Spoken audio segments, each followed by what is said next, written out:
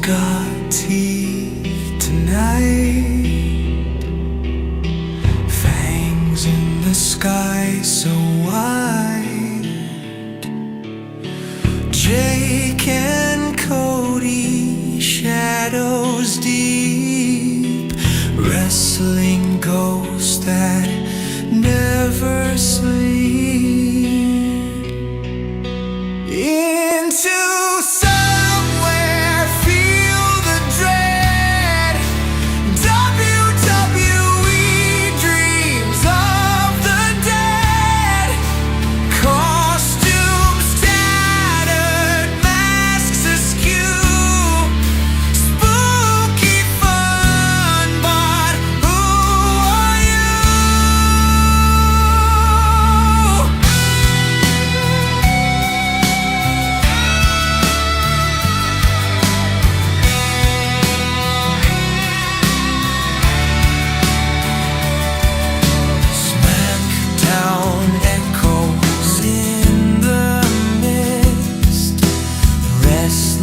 lost in foggy fist, winners, losers, all the same.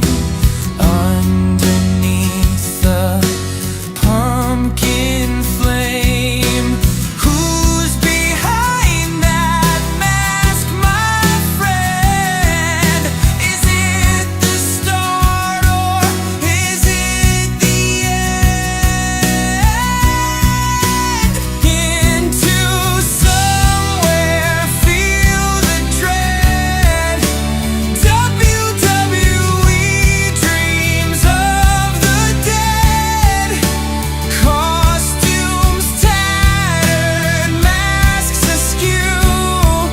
Spooky fun, but who are you?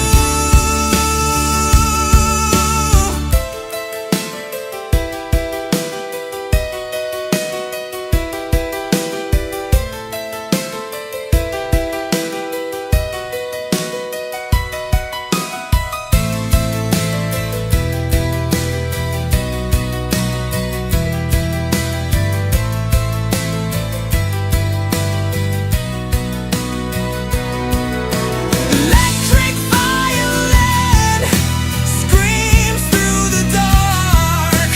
Ropes creak like coffins, leave a mark. Reviews in shadows, results untold. The ring is haunted, the story's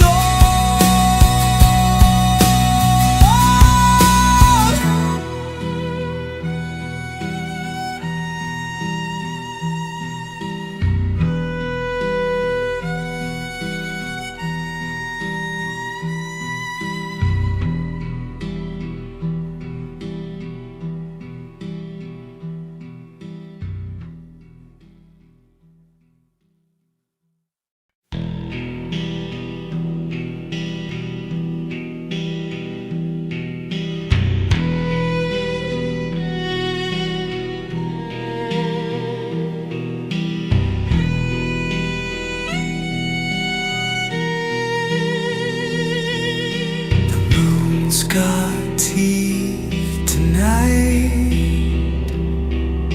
fangs in the sky so wide. Jake and Cody, shadows deep, wrestling ghosts that never sleep.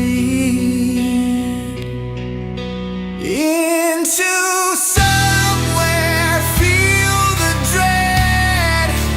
WWE, dreams of the dead. In the somewhere where we break it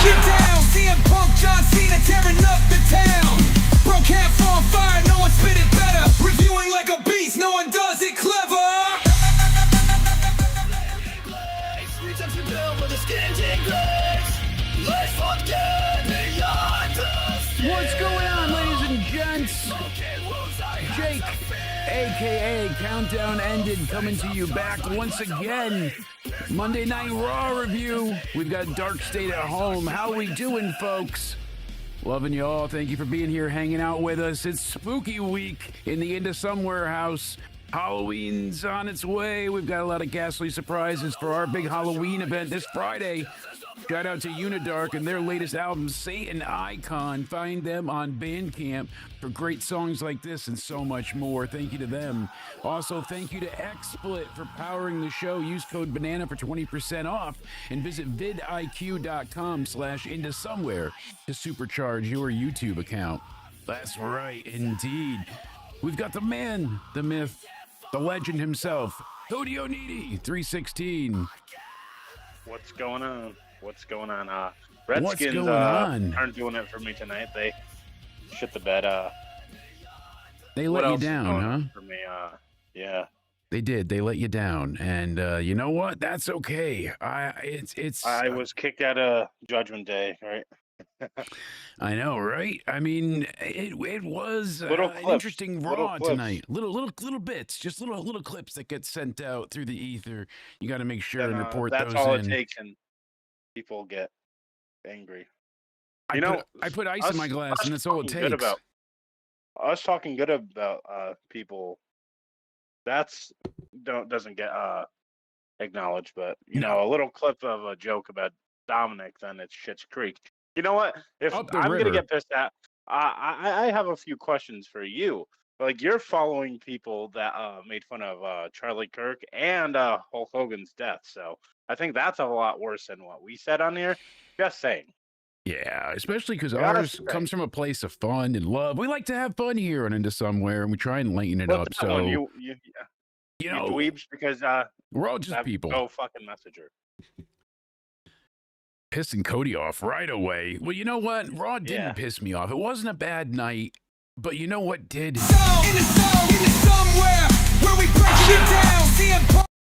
goddamn opening of Raw, and we'll get to it.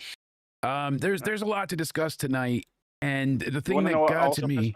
What's that, just sir? Little annoying things like Lyra, running the Save Bailey by holding her hand, so she doesn't tap. How about you break up the fucking submission idle hand instead? Idle hand. Why not do that? Why don't you go break up the submission? Big men represent in the house. Hopefully everybody's doing well. Hit the like button on YouTube. If you're elsewhere like Rumble, TikTok, or on the Twitter machine /X, make sure you go ahead and give us a follow on there as well. Thank you for hanging out with us. Hopefully everybody's doing well today. Yeah, there were some questionable things, but still a hot main event. The one thing that's got me upset, and you can say we do it to ourselves, but it's funny. People spend, and I say people, companies, businesses alike, they spend an obscene amount of money on marketing, right? To have these great campaigns worked out, every facet, question, detail, scrutinized over, and they don't go off well. But yet WWE tweets out a video of shoes, and I feel like my timeline was erupted and destroyed. It got knocked down like that last trip to New York. I'm telling you, things are crumbling. So everybody went nuts. Everybody went crazy. It's oh my God, it's Santos Escobar. It's Andrade. It's Obafemi. It's Tony D. Somebody's gonna be on Raw, and then Triple H. You know, they put out the second bit of the shoes and the third bit, and then Triple H puts out a video of 4 glasses. So you get reports from reputable sources like Ringside News that Triple H is starting a new faction with 4 men, and it's going to be like the Hollywood Elite, but no Rock. Because Triple H has 4 glasses, he's pouring the liquor. Then we see the ring. It's Paul Heyman behind the chair. Oh my God, is this War Games? Is it like, what are we getting? The mystery's been solved, and we heard it might just be.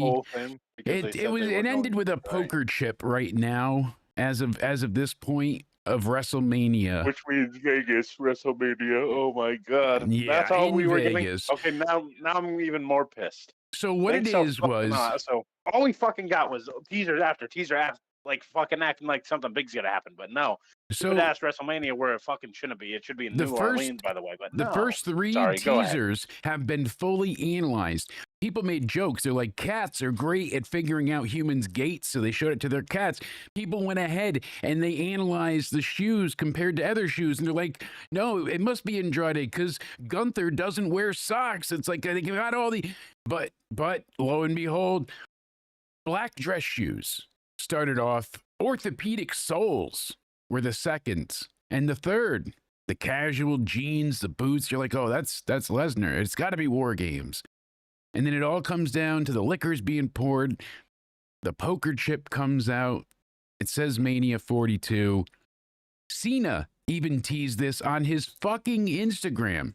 On his Instagram, right? So what the he manages to put out the picture. Do you trust Cena and what he does? No, I know his Instagram. His Instagram is a gigantic big troll in its own right. But he goes ahead and he puts out a screenshot of the shoes video. So people are thinking, oh my goodness, like this has to do with John's last opponent. This has to, like, this is what this is. And, you know, like I said, so Triple H puts it out himself. We got John in there. Everybody's thinking, oh my goodness, is this a reference to John? Is this his final opponent? They announced his last Raw officially at Madison Square Garden, November 17th. But no, they had Roman Reigns, Cody Rhodes, and Brock Lesnar all at WWE's headquarters this past week to film WrestleMania marketing material as the marketing and ad campaign is rolling out now.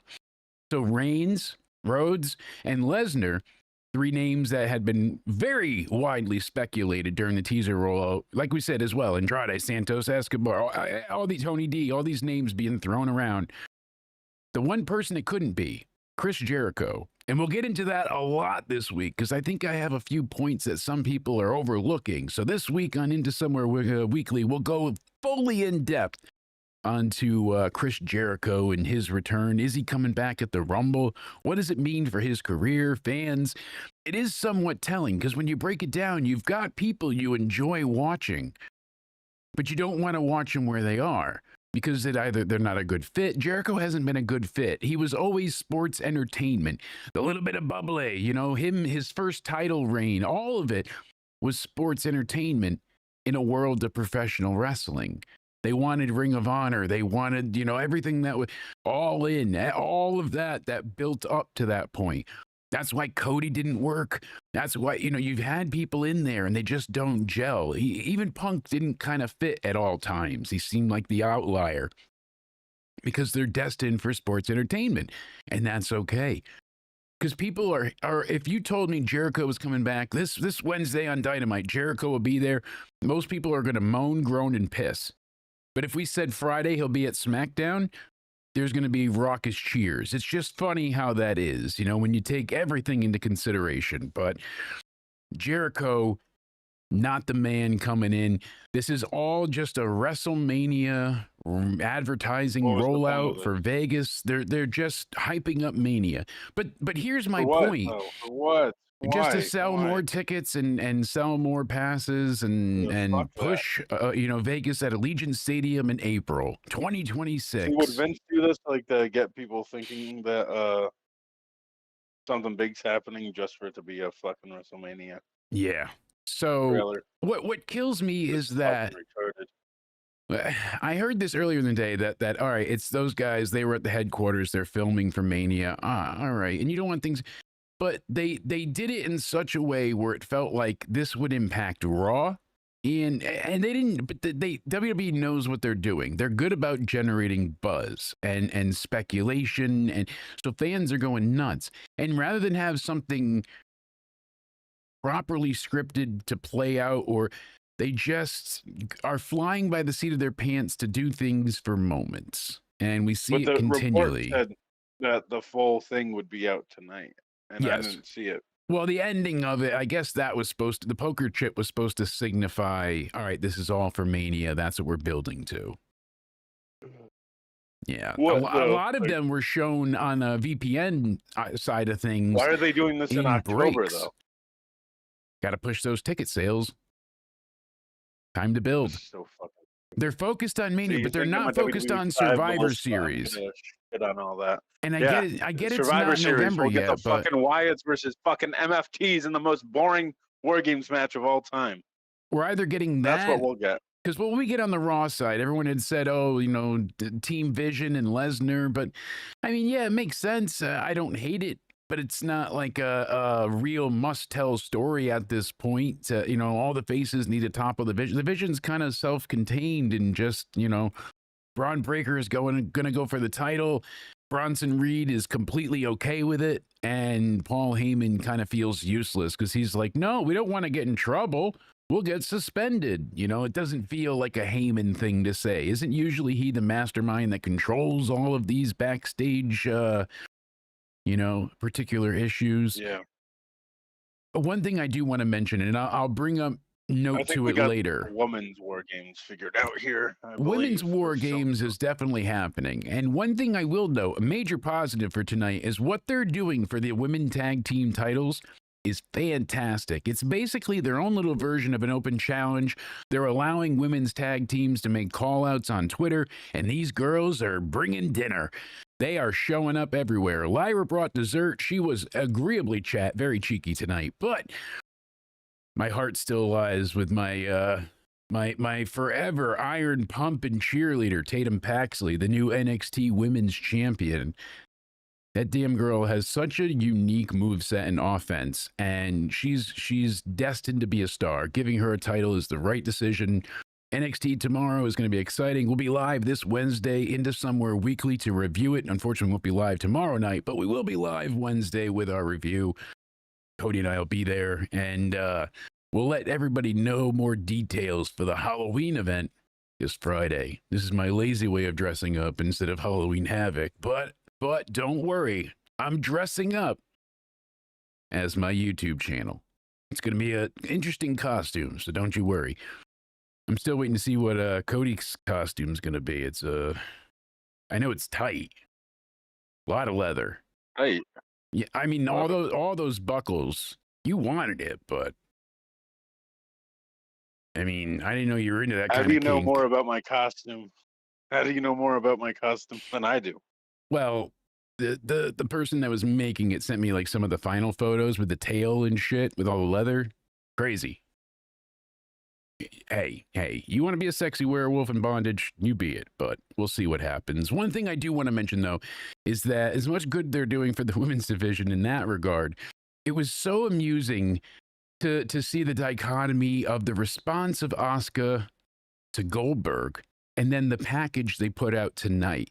It felt so tone deaf and ass backwards. It actually took me out of my seat.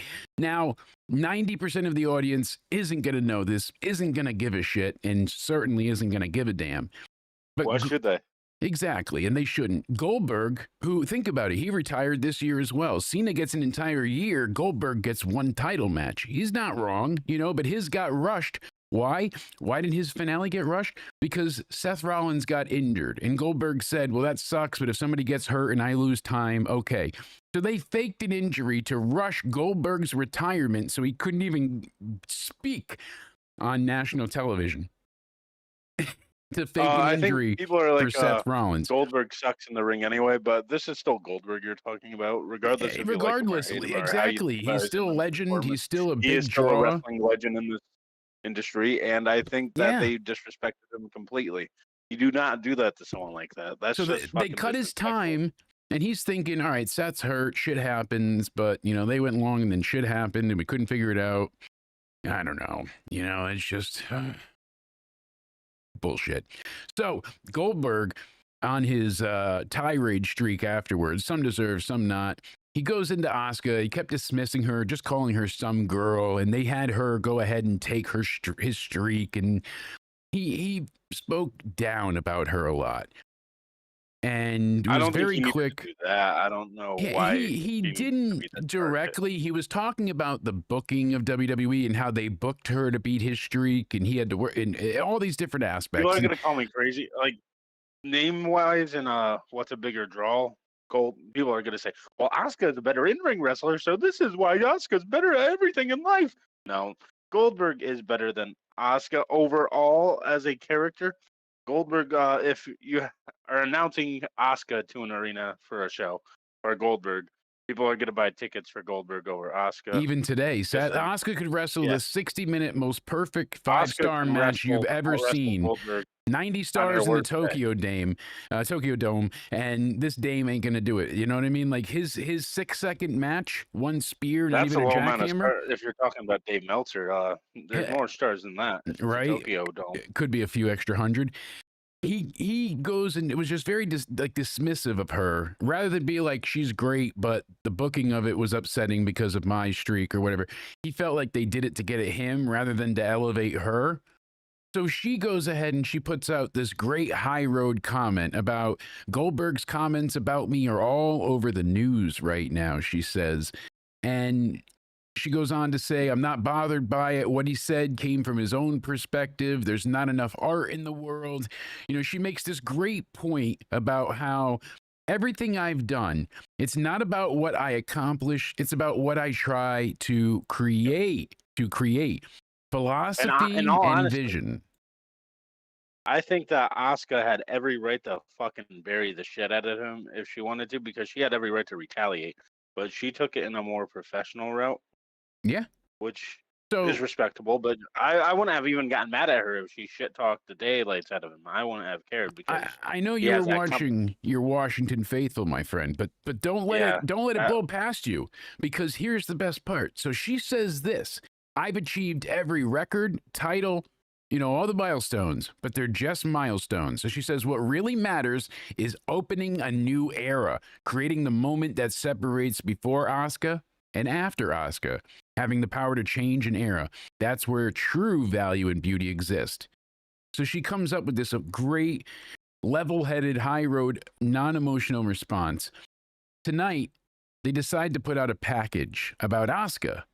And in this video package, they go ahead and highlight every milestone, record, title, and accolade that she's ever accomplished. So it's funny how today she says records and milestones don't matter. It's about, you know, creating art. And then tonight they're like, look at everything he fucking did. I sat there and I just laughed. I watched them put, and it's in Japanese at first, and then it says, Asuka wins the Elimination Chamber, wins the Rumble, undefeated, wins the, you know, all these things. And I'm like, they're just listing off every accolade. Meanwhile, she's trying to put over, like, I don't need these. And so it was just a very, very funny little, you know, miscommunication between the boss and the office. But damn, that made me chuckle. They got a few more matches set for this Saturday night main event. We added one more to the mix tonight. We know we have Cody Rhodes and Drew McIntyre, Tiffany Stratton, Jade Cargill, CM Punk did his best to look homeless tonight, indeed, like he came out of the gutter. Jey Uso, hey, he wants to be everybody's everyman. Jey Uso getting some hostility from those fans tonight, huh? It was a little interesting. They were throwing some jabs. I heard some boos. They had a great sign out there that said, we want LA Knight, not Jey Uso and Yee, you know, just people. And one thing I will say, the wrestlers really played into the signs tonight. I don't know if it was during the commercial break or not, but Penta's making his entrance and he grabs a sign from a guy. It's in Spanish and something about, you know, him being the best, and Penta holds it up everywhere, brings it in the ring, every turnbuckle, he's holding this thing in. I'm just laughing, like, you bring a sign, is it cooler that the wrestler takes it and you don't get it back? Or is it, you know, like, what's the better of the two? Like, hey, they grabbed my sign and held it up and put it on TV, but you don't get it back kind of thing. I don't know. It made me chuckle. Yeah, they were live tonight in Anaheim, California, October 27, 2025, live on Netflix. And the goal is to get people to tune in for Saturday night's main event. Here's the thing. The Punk and Jey feud, and I don't want to sound like a blind hater of Jey Uso, because I'm not, and neither are you. But if one of the conversations we're going to have shortly is something that I like to do each year. We did the recap last year, Spaz and I, Cody and I will do it this year, you know, and we'll see if Spaz joins. But we go ahead and we really discussed and broke down, you know, what was our favorite moments from the year, what was the worst, and I'm thinking back to this year so far, and I'm struggling to be like, oh, this was great, and there are good moments, there are great moments too, but there is a lot of uncomfortable air of questionability. Like, how did they get this wrong? How did they, you know, I'm disliking Jay at this point because of how they're wish-washing his character, and I don't know if they want to do it like it's a slow burn thing. I'm not saying he needs to snap and be healed, but one minute he's fighting with people, the next minute him and his brother apologize. Kind of realistic in that way, but it feels a little ass backwards with what the story is and what they're trying to tell. He's not the bad guy. I get it. Sure, paint it how you will, but not always as exciting. We got some haters in the chat, and the issue is that Jay was main event Jay for 4 years without truly most time being in the main event as a singles act. Anytime he was in the main event in that time. Let me say this about Jay Uso. In all honesty, I agree with what you're saying. Jay is the lesser of two Usos. Jimmy Uso is a way better, has way better chemistry and all of that, mic skills, in-ring skills.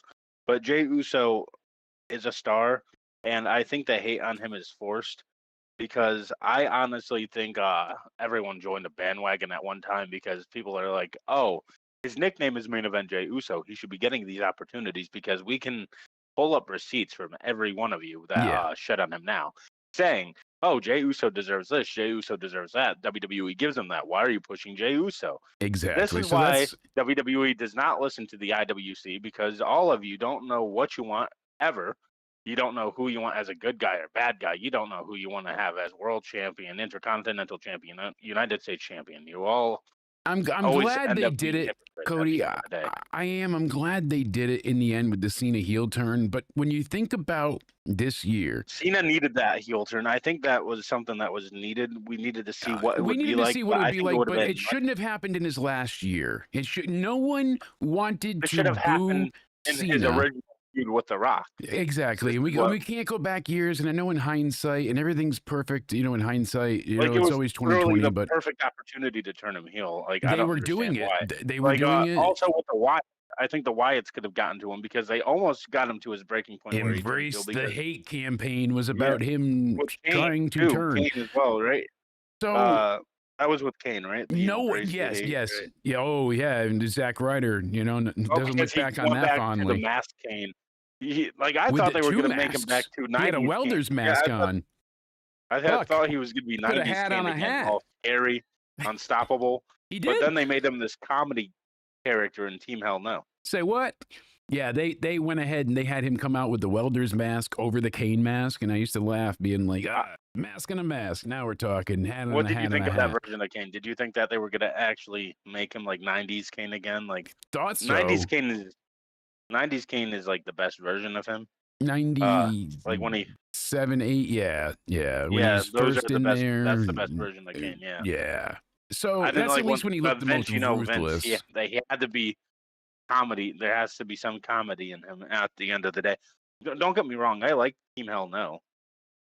Yeah, because they were comedic and funny. They worked as heels. They worked as faces. They could be, you know, the comedy troupe, or they could be a pain in your ass. They worked multifaceted. I enjoyed them together. They had good, they had good charisma. You know, unwilling heroes being put together. It's a story as old as time. Can they coexist? And forcing them to. That's what made Dr. Shelby great. So here's the thing: nobody wanted to boo Cena in his go away year. You know, they're like, oh, for years they wanted Cena to go away. Now he's going away, and we're like, shit, you were great, huh? We're gonna miss you. This sucks. So he almost wins the Rumble, and people are like, oh my God, it's Cena's retirement year. He's gonna go against Cody and break number 17, and he doesn't get it. Jay Uso does. So put a few points. I don't mind Jay Uso winning the Rumble because I like the ending of the John Cena, like CM Punk, Seth Rollins whole thing, because that told a story to the heel turn. Because John Cena came out, and you didn't know it then, but he hinted it because he looked at the camera with an evil face, then went back to his goofy self. Exactly. Then at the end of the match, had a story. They had it. Once he got eliminated, he was ripping pissed. but then he let it go. He went back. Yeah, like I think this heel turn was known about beforehand because Cena got mad saying, "I don't do this, but I'm entering myself into the Elimination Chamber." And I like don't know that the from heel Royal turn was Rumble, definite. I like think they were supposed to no, show the because you could see the signs of desperation. it. I Because think there were signs, but I think it was because of the desperation. Because they said they really but didn't sign Elimination off on Chamber, that till like you like could definitely see the a few signs there. weeks before the Elimination, chamber. So like stuff we didn't know, like his entrance in Elimination Chamber, like we said, like how he came out, then gave an evil glare to the camera, then went back to typical John Cena. yeah, And John Cena stuff that he wouldn't really do, like Seth Rollins curb stomped CM Punk, wanting him to die. He said, and then John Cena, because John Cena normally would wait for him to recover because he wants a fair match. yeah. John Cena wanted to capitalize on that situation. It was a And that's more not something. vicious and desperate Cena. Is he going to break the title record? Is he going to get that last title reign before he retires? It was a great story of a man doubting himself. Like, I'm sorry. Like he was really. See, so they had something great there. So you had a few people in the bandwagon, initially jump on when Cena lost the Rumble. They wanted to see him win and go on. But then they got the heel turn, so it distracted them. Did you, when he was still out there when Cody Rhodes was coming out, did you know? Oh, even then I didn't assume it. I really didn't. Like I said then, I had an inkling, but I never truly assumed it would happen. Like, people called me an idiot. Remember, a lot of people called me an idiot. I was one of the first people to say, I think it's Cena going heel. Yeah. And people are like, are you nuts? You said it then. I was one of the first ones. We can go back on here and prove it. We really can. Rock. It's better than the Smashing Machine Rock, Mr. Pico. We can indeed get that in here. So if we go back, here's the difference. People, I think, confuse the moment and then the heel run itself. People are saying it all sucked. No, the moment was legendary. That's one of the most iconic moments of all time. You can't. Oh, absolutely. Argue that. I don't think it's impossible to argue. That's one of the most iconic moments of all time. Because in the moment too. It was so impossible. It was the impossibility of Cena turning heel that made it. So back on the J point, though, the whole thing here is that people slowly, yes, there were haters and there was a bandwagon, but people slowly joined that bandwagon, not just because the movement was happening, but because of how it was handled. They didn't want to see Gunther get beat the way he did, but all right, so Gunther loses. Gunther is this dominant champ, killing everybody, destroying everyone. Then he faces Cody, loses, and then from there loses his confidence, kind of, evolves. Then they go ahead and they let him have the title, but instead of letting Jay defend it like an actual champion, they have him go off on side quests, helping Cody and others. And I know that's part of the story now, like, oh, you lost the belt because you were too busy with everybody else, and they're playing into that. So I'm glad there's a little bit of long-term storytelling here that's still continuing. I like the narrative, the bloodline stuff going on, but I feel like I do think people are being a little hypocritical on the Jay hate. A little bit. People have always been a bit hypocritical about the hate, but some of it is deserved now. And I'm telling you, because it's how they've handled him. When he was main event Jay, he was opening the tag, match at even when he was tag champ with Cody, they were the opening match. Like it was continually not the main event. So when they push him into the main event, they didn't make him feel like he really belonged there. He didn't. What amazing title defense did he have? What great match did he have with that title? What unbelievable moment did he got the title at Mania. People cheered because it was a moment. He celebrated with his son. It's an accomplishment. Great. But we look back, the year before, you had the worst match, not just of Mania, not just of one of the best Manias in decades, but you had the worst match possibly of the year, if not of the decade, with your fucking brother. People are holding on to that. And for Jimmy tonight to be like, oh, you're afraid to face me. We saw that. We don't need that repeat. No one wants to run that shit back. Telling you that much. Yeah. It is concerning, but... The story does make sense.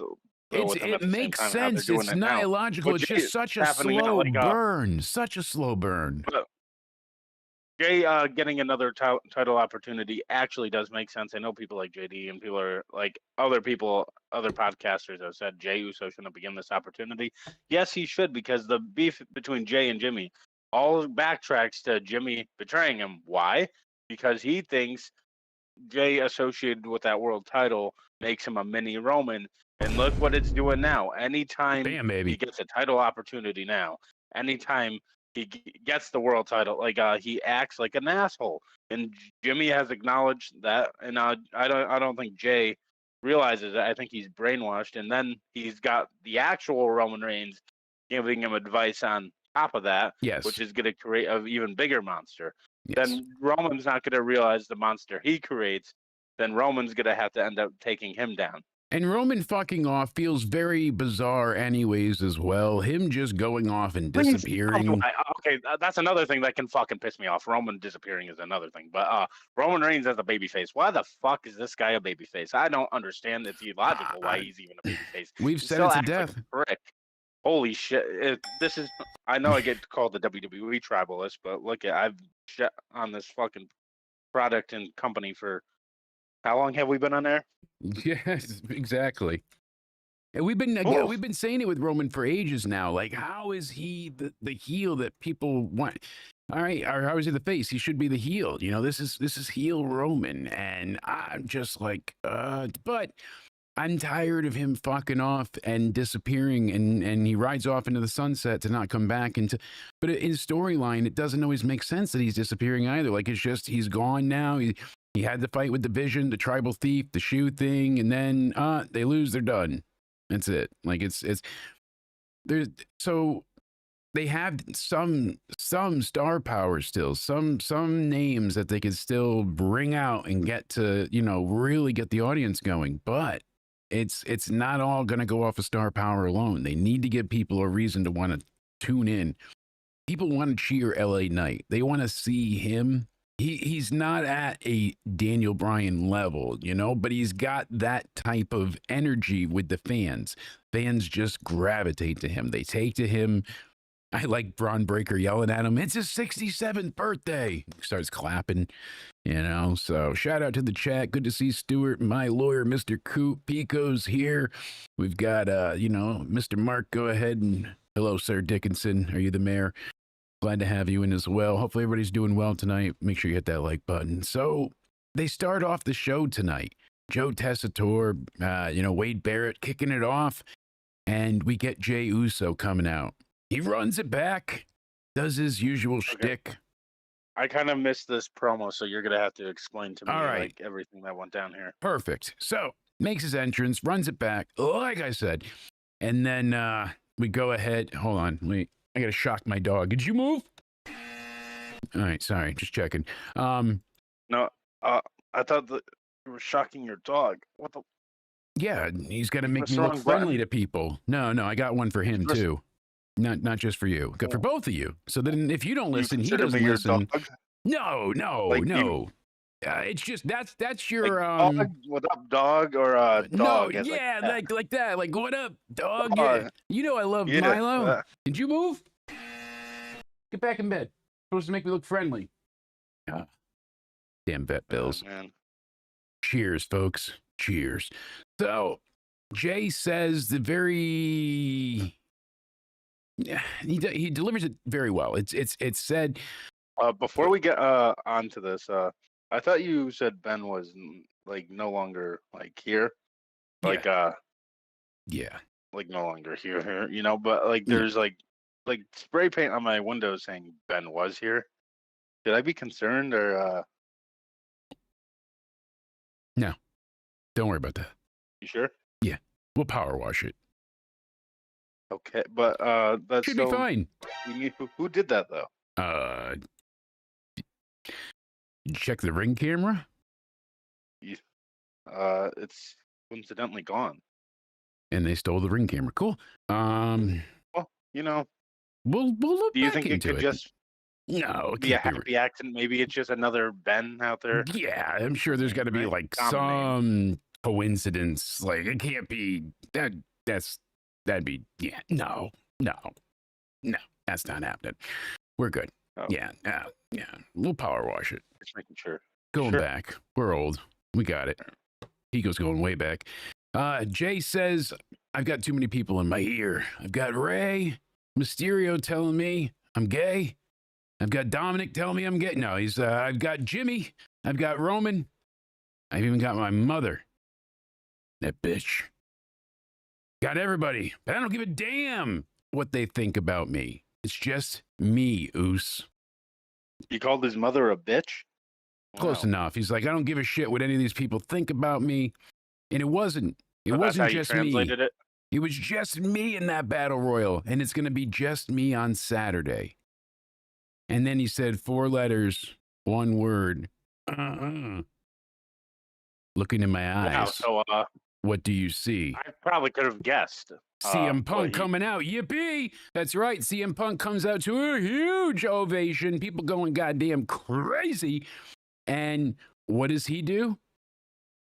He runs it back. That's right. They go ahead and they run CM Punk. Let's run the intro back. Somewhere where we break it down. CM Punk. He runs it back.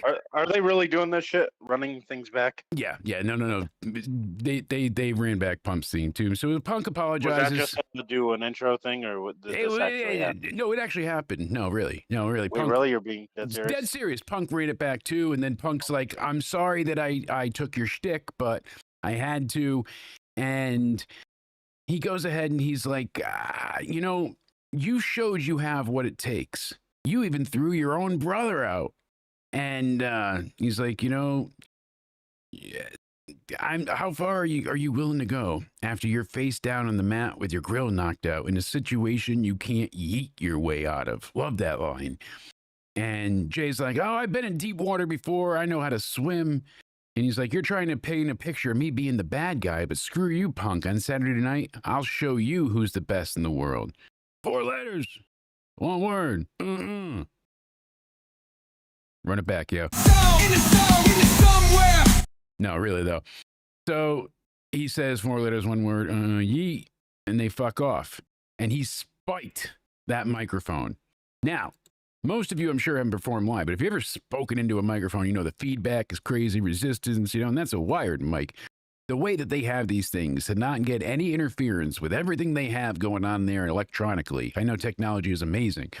But he took this mic and he spiked it like he was trying to slam the devil in the head with a hammer. He wanted to go to the pits of hell. He Thored this thing. He took Mjolnir and just bam. And this thing, you heard it, boom, and it flies back up in the air. And I'm like, damn, you didn't even break the mic. What a bitch. But no, the mic is fine. But those things, damn, that's a good mic. Those are some impressive pieces of technology. They both were intense. The crowd was good. They booed when Punk brought up that Jay fucked his own brother in the ass for the Battle Royal. Punk talking about, like, I need the title. I was champ for 5 minutes. I can taste it. Everyone thinks it's a misdirect and like, oh no, they're going to turn Punk heel. I don't think that's where it's going. I don't know that we'll ever see heel Punk again. Never mind heel Punk now. Maybe we do. But I feel like he's enjoying where he's at. They like having him as a big star. Why would he honestly turn heel at this stage of his career? Everyone loves him. I don't know.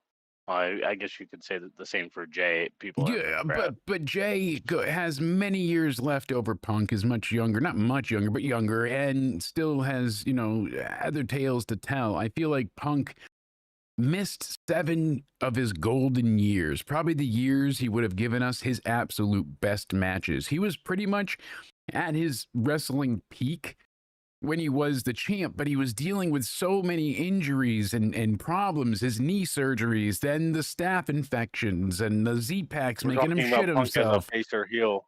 Stay tuned soon, because this is a topic that we'll get into for another day about Cody Ray says it. Face or heel. Right, but we'll discuss what we like better exactly in that podcast. But my friend, Punk, I agree with Cody Ray. He said Punk's not turning for the rest of his career. As I said, he's just putting the exclamation point on it. Right. Punk is, I don't see it. I mean, like you said, why would they? It's risky at this point, and I feel like he would do it, but they would need the story for it.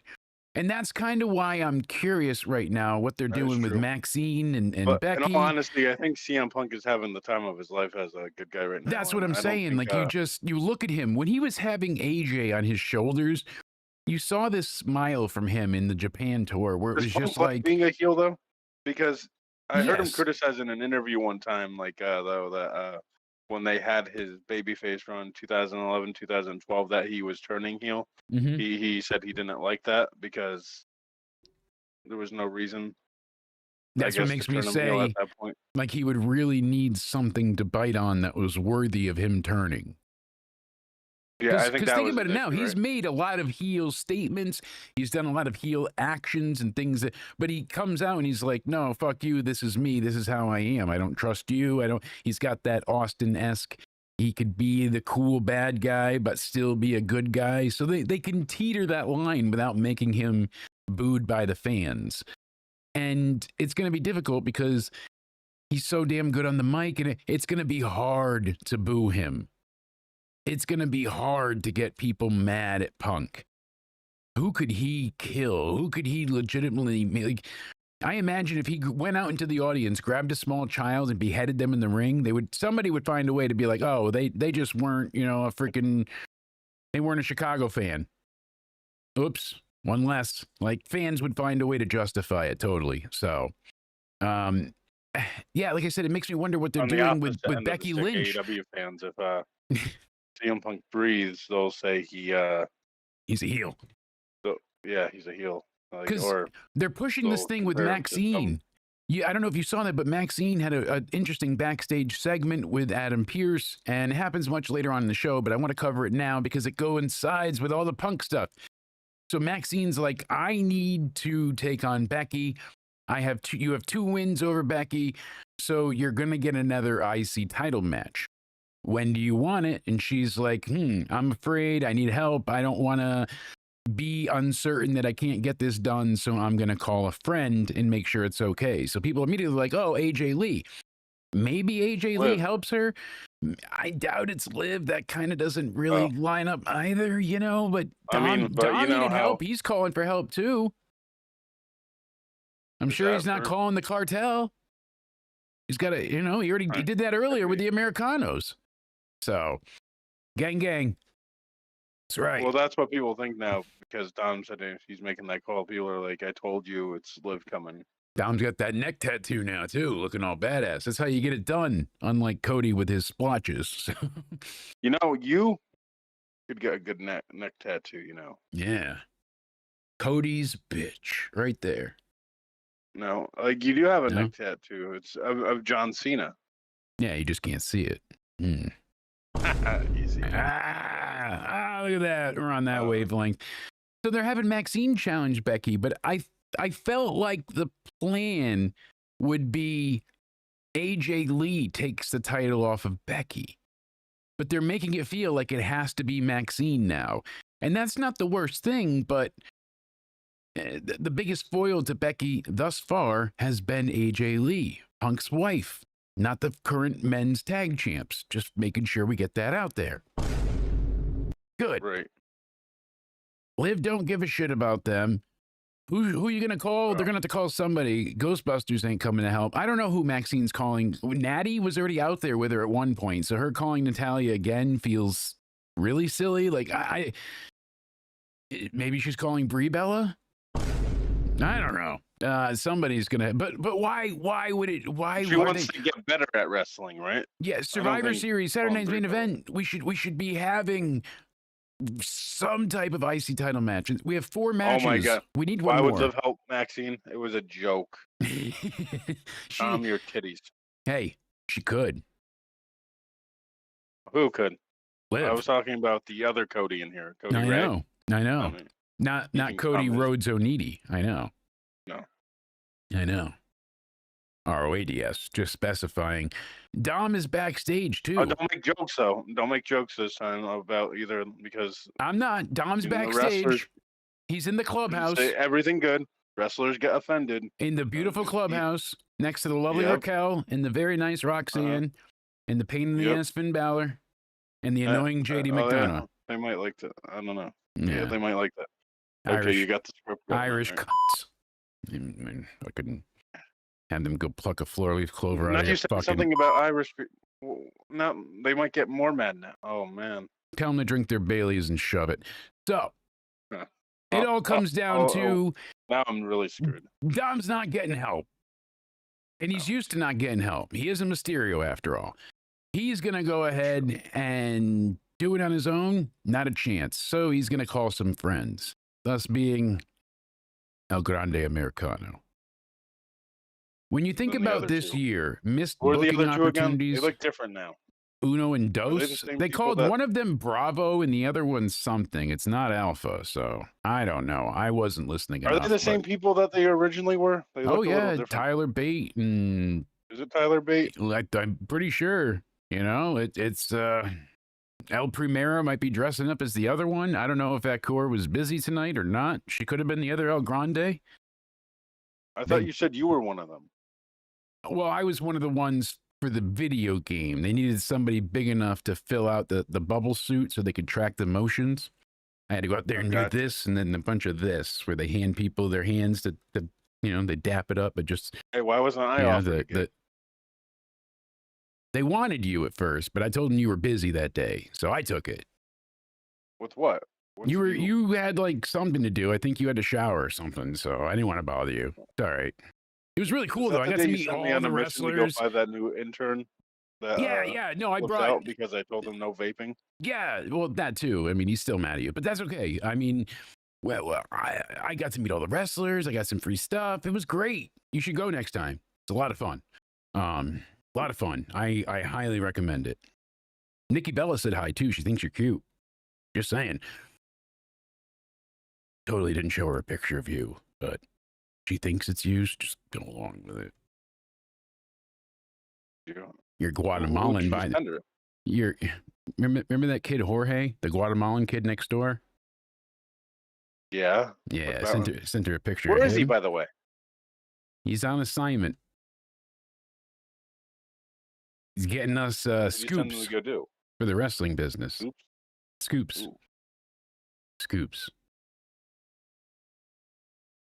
Like R-Truth winning the Rumble? Yeah.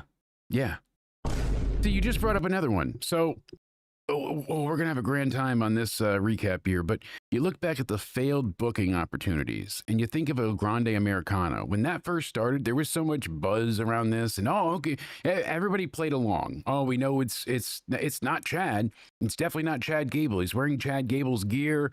Definitely not Chad. It's got Chad's, physique and build and mannerisms and moveset and not Chad. And then you got a couple others. Okay. But because Chad got injured, I know they wanted to kind of keep it alive, but it's gotten to such an obscene and ridiculous point that it's not fun. It's not interesting. It's just another Los Garzas that people don't give a shit about. They had something and they ruined it. I actually agree with you because remember at first I was just joking about it. Like, oh, it's Chad Gable. No, it could be Almas, but yeah, like as you've seen, I'm not really joking about it that much anymore either. It's gotten to a point. It's just ridiculous now. And like let Ludwig Kaiser be Ludwig Kaiser because he's great in his own right. He doesn't need this gimmick. No. I get it's funny. Like he should have kept it alive for maybe 2 weeks after. And I get it because he's over in AAA. So they're like, oh shit, people actually like him there. We can use him in AAA. So they're not going to stop it now. They're going to WWE's like because they own AAA. Like, oh, they're going to make us a lot of money with this. They're turning everybody into luchadors. Slowly but surely, we had our one Cena. We can make money that way. El Punko, yeah.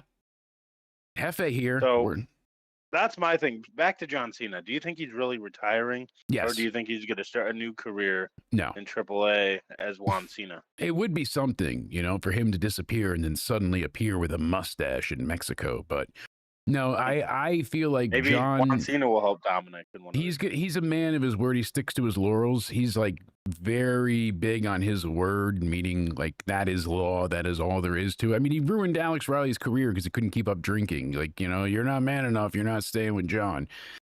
Here's how it goes. John says it's happening because he's got money. How did Alex Riley, by the way, have such a great theme song?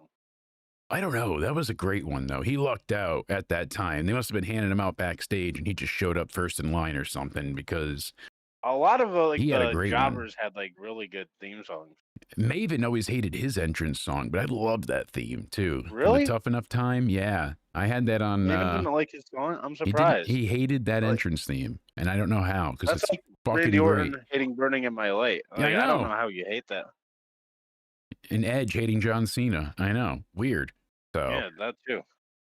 they I don't know. There's just a lot of missed booking opportunities. You looked at, Chad Gable and him being injured, all that. Look at Liv and what happened this year, and then her being injured. Like, I know there's injuries and things happen, but then there's also a lot of times where they've nice gotten things, stories to because start and they didn't finish, or got to things get back on their good side. they just fizzled out. Hey, The I'm amazing awaiting Liv's Liv. return. The phenomenal Liv Morgan. Phenomenal. Get it?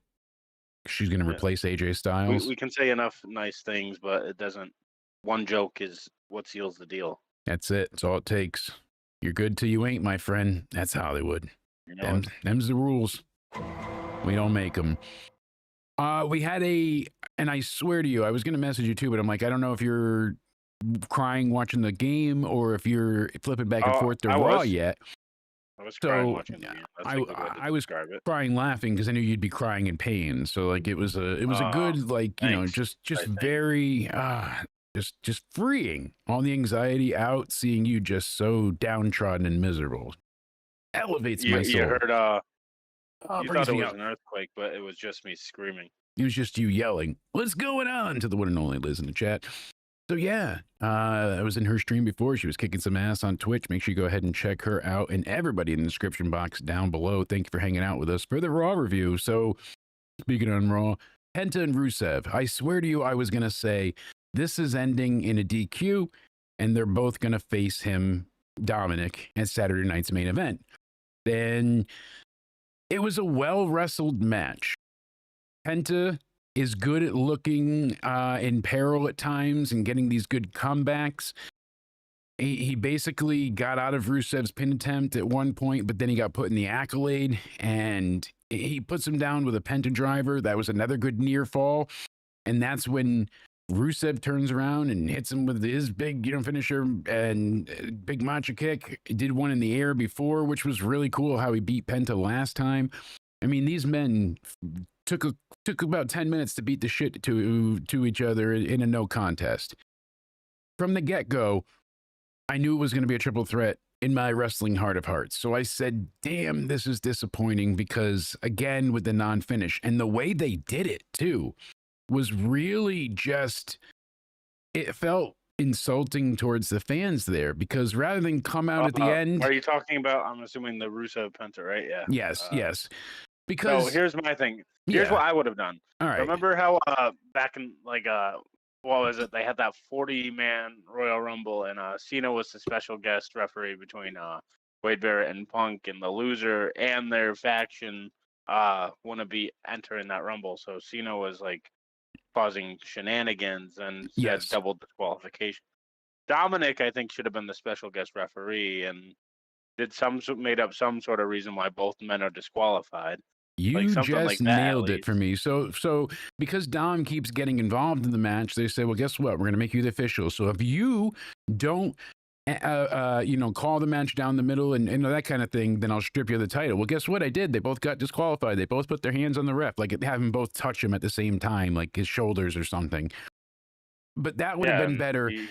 The setup for this is that you had the three El Grandes, Rayo and Ringo and Navajo, and I don't know, whichever one decided to attack Rusev and Penta. Why they're helping Dom, the association there is still kind of lacking. He's the king of the luchadors, so that's why. And they're luchadors, of course, but they're not. It's Tyler Bate and Pete Dunne and fucking Ludwig Kaiser. Like, we know this. We it's not like we don't know the identity and we know who's under the mask, but they haven't told. We know in storyline who it is. They showed Ludwig behind Chad multiple times being like, oh, he's injured, and then he comes out with the costume. We know. We all know. They've said it on commentary. So you get these guys beat. They're not getting their comeuppance against the Americanos. It feels silly and a waste. Dom should be having these top-level matches. Would have been way better off being the special guest referee. He and Penta double disqualification that way. Could put on another fucking clinic and kill it against each other. I'm not crazy about Rusev. I don't think he's clicking with the WWE audience. The when he came back and he was doing the Redeemer thing in AEW after starting off so terribly in there, you know, with the pink Mickey Mouse or Minnie Mouse T-shirt and coming out of an arcade cabinet. God. Yeah, like the nerdy Hulk. Why'd he you just remind busted me? through. And he was the even shittier Shockmaster. He just popped out of the arcade cabinet. Rusev. Or Miro. All right. So Rusev coming in here, trying to be the Redeemer, but without completely taking the AEW character. It just hasn't really worked. The crowd is not into him being there. They don't take him as much of a threat anymore. It's like, oh, he's a big guy. He's going to fuck people up. He's strong. But no one, he's not going to be the next champion. He has that jobber smell. And it's just, the stink is strong, you know? So he and Penta, you're already kind of like, we've seen this a few times. It's okay. It's not going to be bad, but it's not knocking your socks off. It was well wrestled. Like I said, they had some decently cool spots, but everything that they did was already seen before. The mantra kick in the air, the Penta driver. Like there was nothing in this match that was new or that extended the lore of these two facing off. Second foot came off the bag, got out on stealing. Damn. Yeah, everyone's saying that the World Series has been a great game tonight, you know, so we'll have to go ahead and check in with that as well. For Toronto. Yo, we clutched up in Toronto, elimination chamber.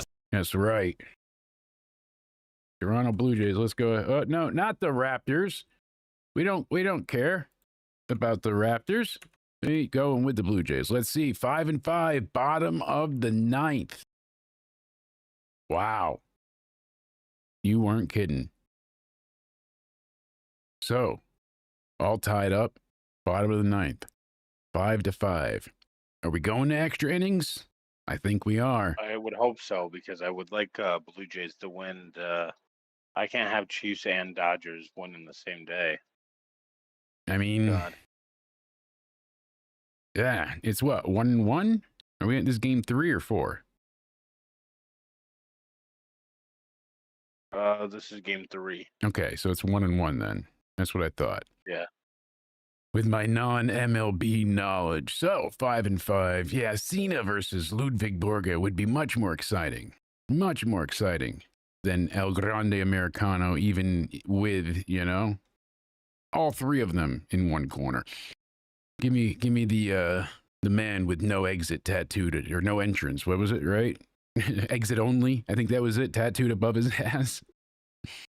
I have exit only tattooed above my ass. You know, his fucking famous song. That, and didn't he sing Blue, too? I think he did.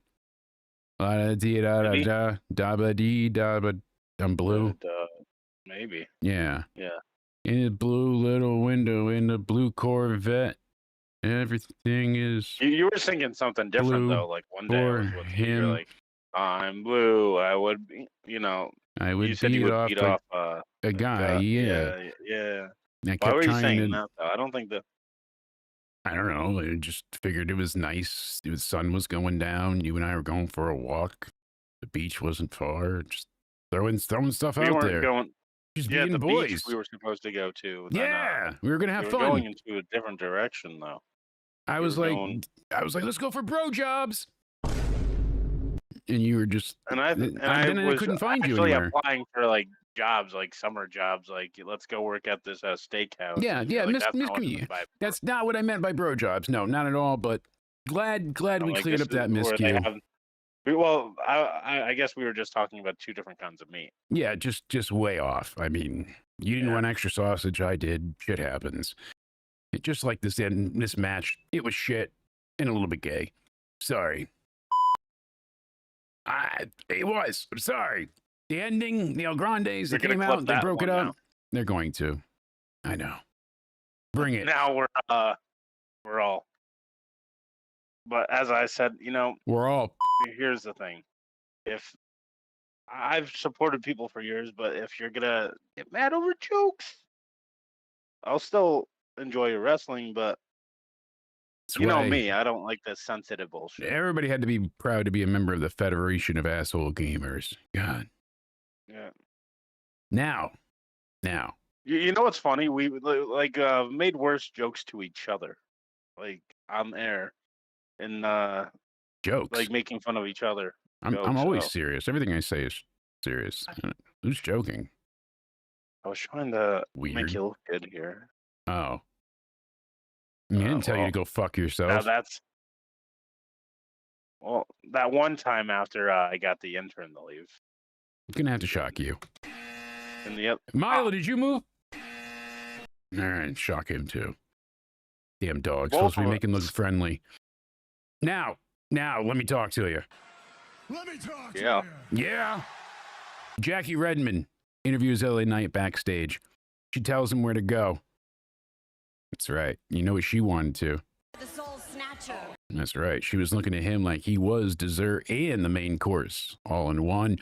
He's like, the only thing that matters is that I lost and I'm a loser. And she's like, you did lose. And he's like, I know. Yeah, I am a gigantic fucking loser. Yeah. And that's all there is.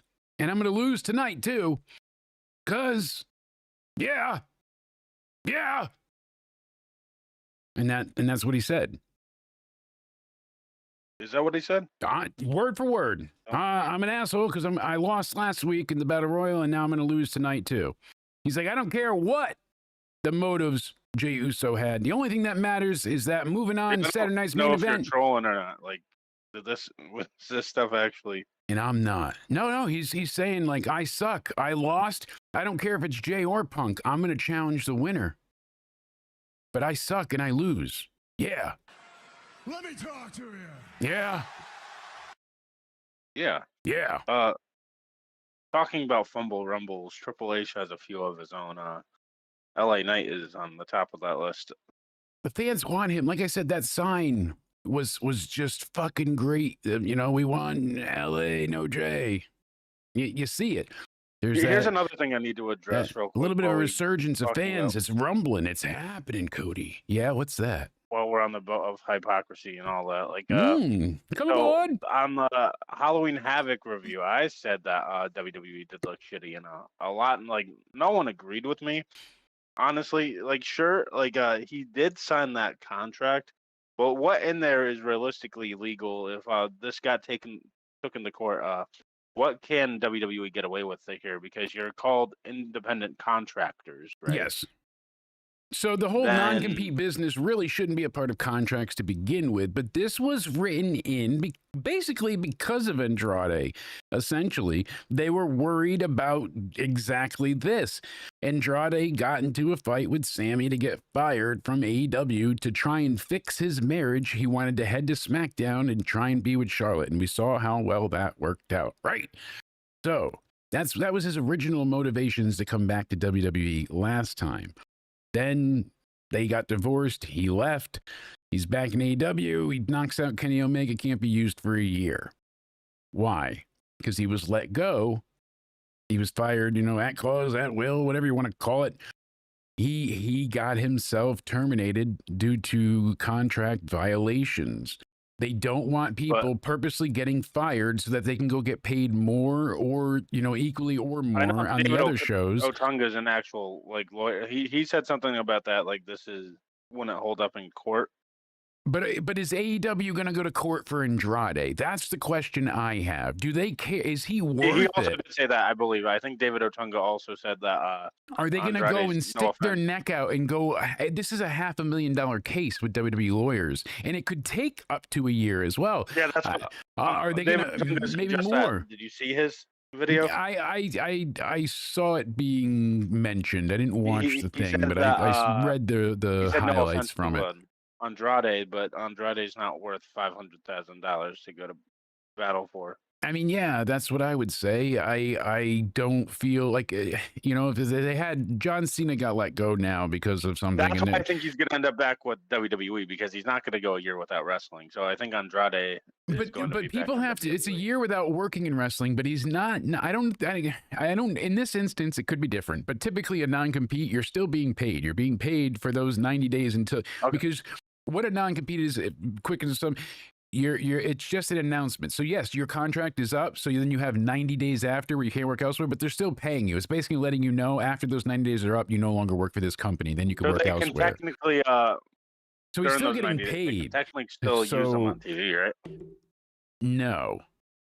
No. No. But do you think in Andrade's case, though, since it's a year, do you think they're going to structure something where he's back on WWE TV, or you don't think he's going to be on there? No. Why bring him back? Why up his stock? Why make him do anything? What is the point of it? What's to punish him? They don't. Why waste the time? Petty, I guess, to AEW, because you know how WWE likes to make Tony Khan look like an idiot. Yeah, maybe, but then you're really screwing around, because now it's even more of a contract violation thing, because he signed a new contract, and if he failed wellness tests and stuff like that, that all goes out the window, because if Andrade gets away with it, anyone can. Exactly. And he fucked him. He got fired. It's not like they said, oh, we're not rehiring you. And if they didn't rehire him and they say, oh, you can't work in the United States for a year, I'm like, yeah, that's screwed up. Even the 90-day thing I don't like. I don't like the non-competes, but I get why it's out there, because they don't want, people jumping from ship to ship.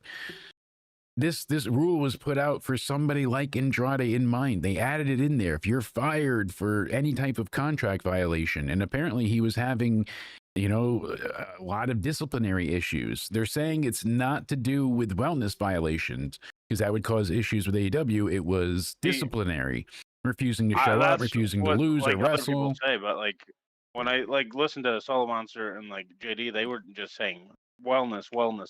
I don't know. So it's not wellness, or is it wellness? Oh, snap. Bottom of the 10th now. The Jays tried to score with 2 outs. The runner was thrown out at the plate. Damn. Makes it all the way back. Gets thrown out then. Still 5-5. Bottom of the 10th. We're cooking. Cooking USA, my friend. My goodness. So we'll see as this gets updated regularly. Do you want to watch on Fox? No. No, I don't. Fox doesn't like us here.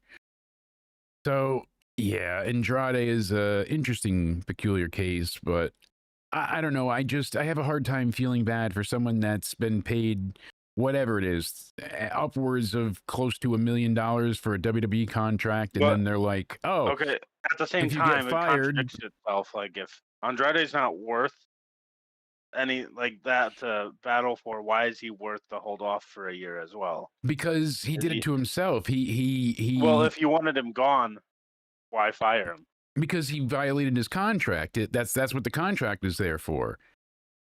His time was not going to be up for a long time to come. He still had years left on this contract. So he got fired probably thinking, oh, I'll have to sit out 90 days. And then he's like, oh, there's no non-compete, and he just appeared.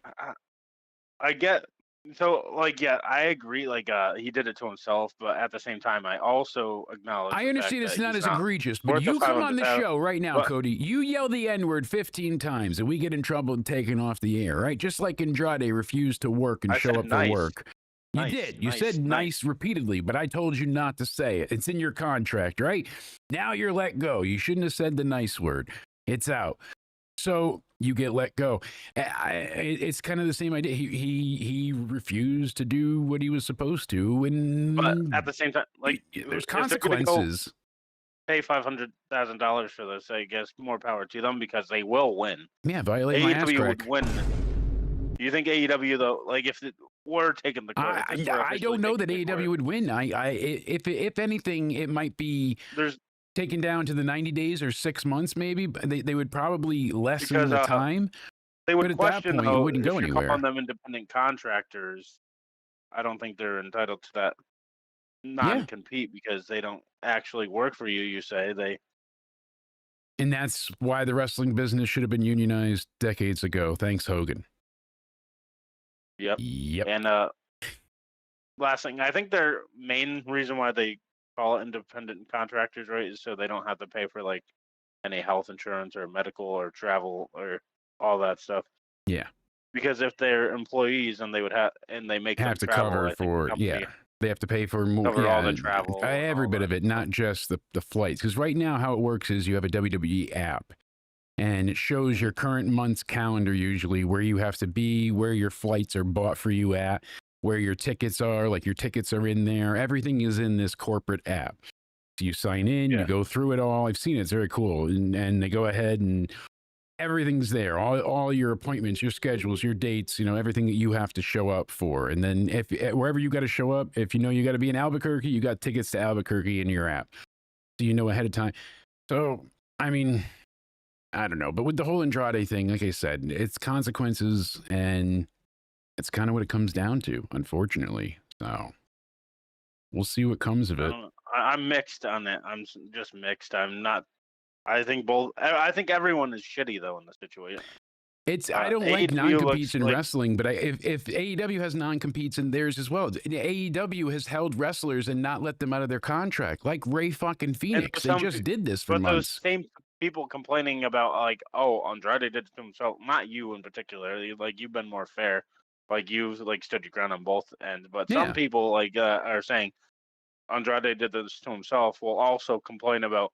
But AEW holds people captive. They should just let them go. But we'll defend WWE what they're doing. That's I'm not defending WWE. I'm just saying, I don't like the AEW. If you're not going to use somebody, don't keep them. Let them go. What's the point of keeping them home and I'm putting them on the shelf? Shitty. I don't like when WWE does it. I don't like when anybody does it. Let the person go or use them. But AEW has been famous for icing people and trying to cool them off and keeping them from performing. Well, WWE has stuff in their contracts that I don't think are legal. It's legal, but it's just not fair. And the problem is most of the world is not. It's been looked over. It is in legality fair, or else they wouldn't have it in the legal contract.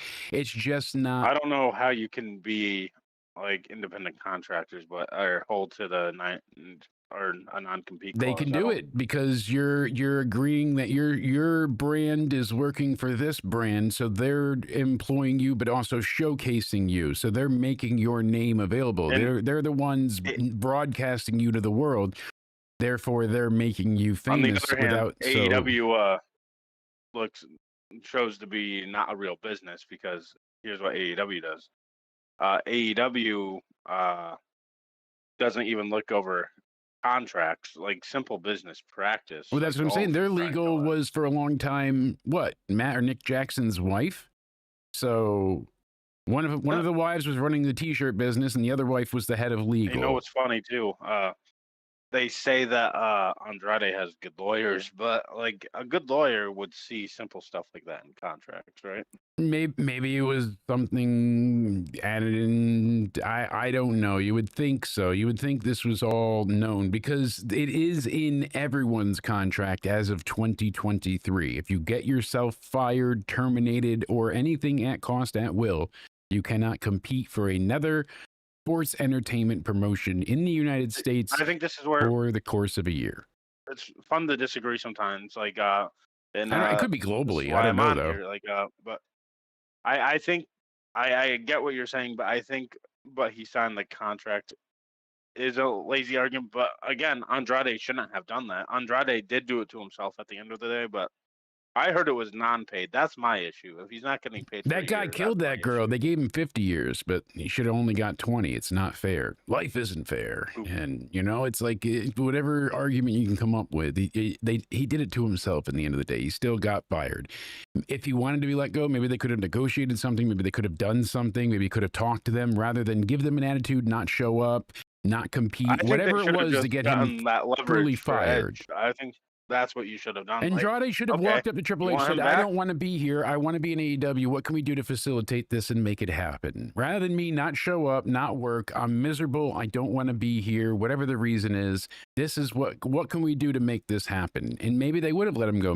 But you don't know. Instead, he chose to be himself, which is apparently allegedly an asshole. What WWE should do, though, is if the AEW really wants Andrade, just say, hey, Mr. Khan, you want Andrade?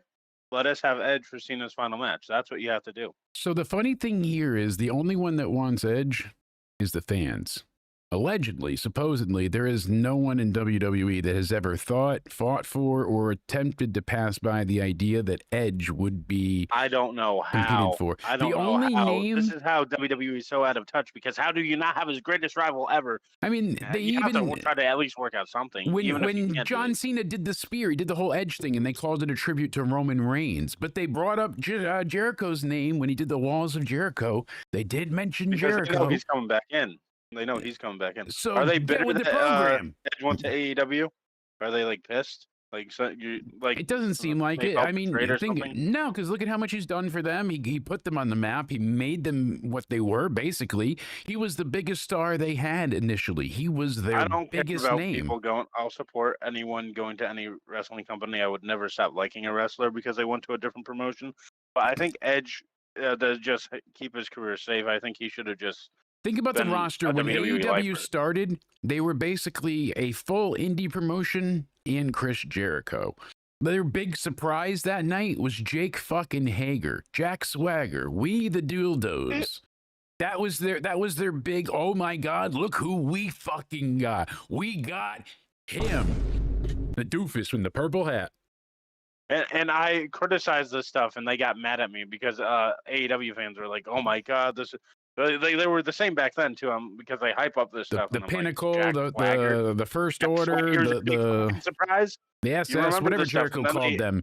He had his they group. get mad at me. Yeah, and you know we got people involved, and then MJF's turn on it. But the biggest name on that entire roster, besides Moxley, who now going by a different name, coming off the Shield run from WWE, was Jericho. He was the most tested and tried and true name to bring in audiences. Jericho wasn't their first AEW World Champion. I don't know if there's an AEW right now.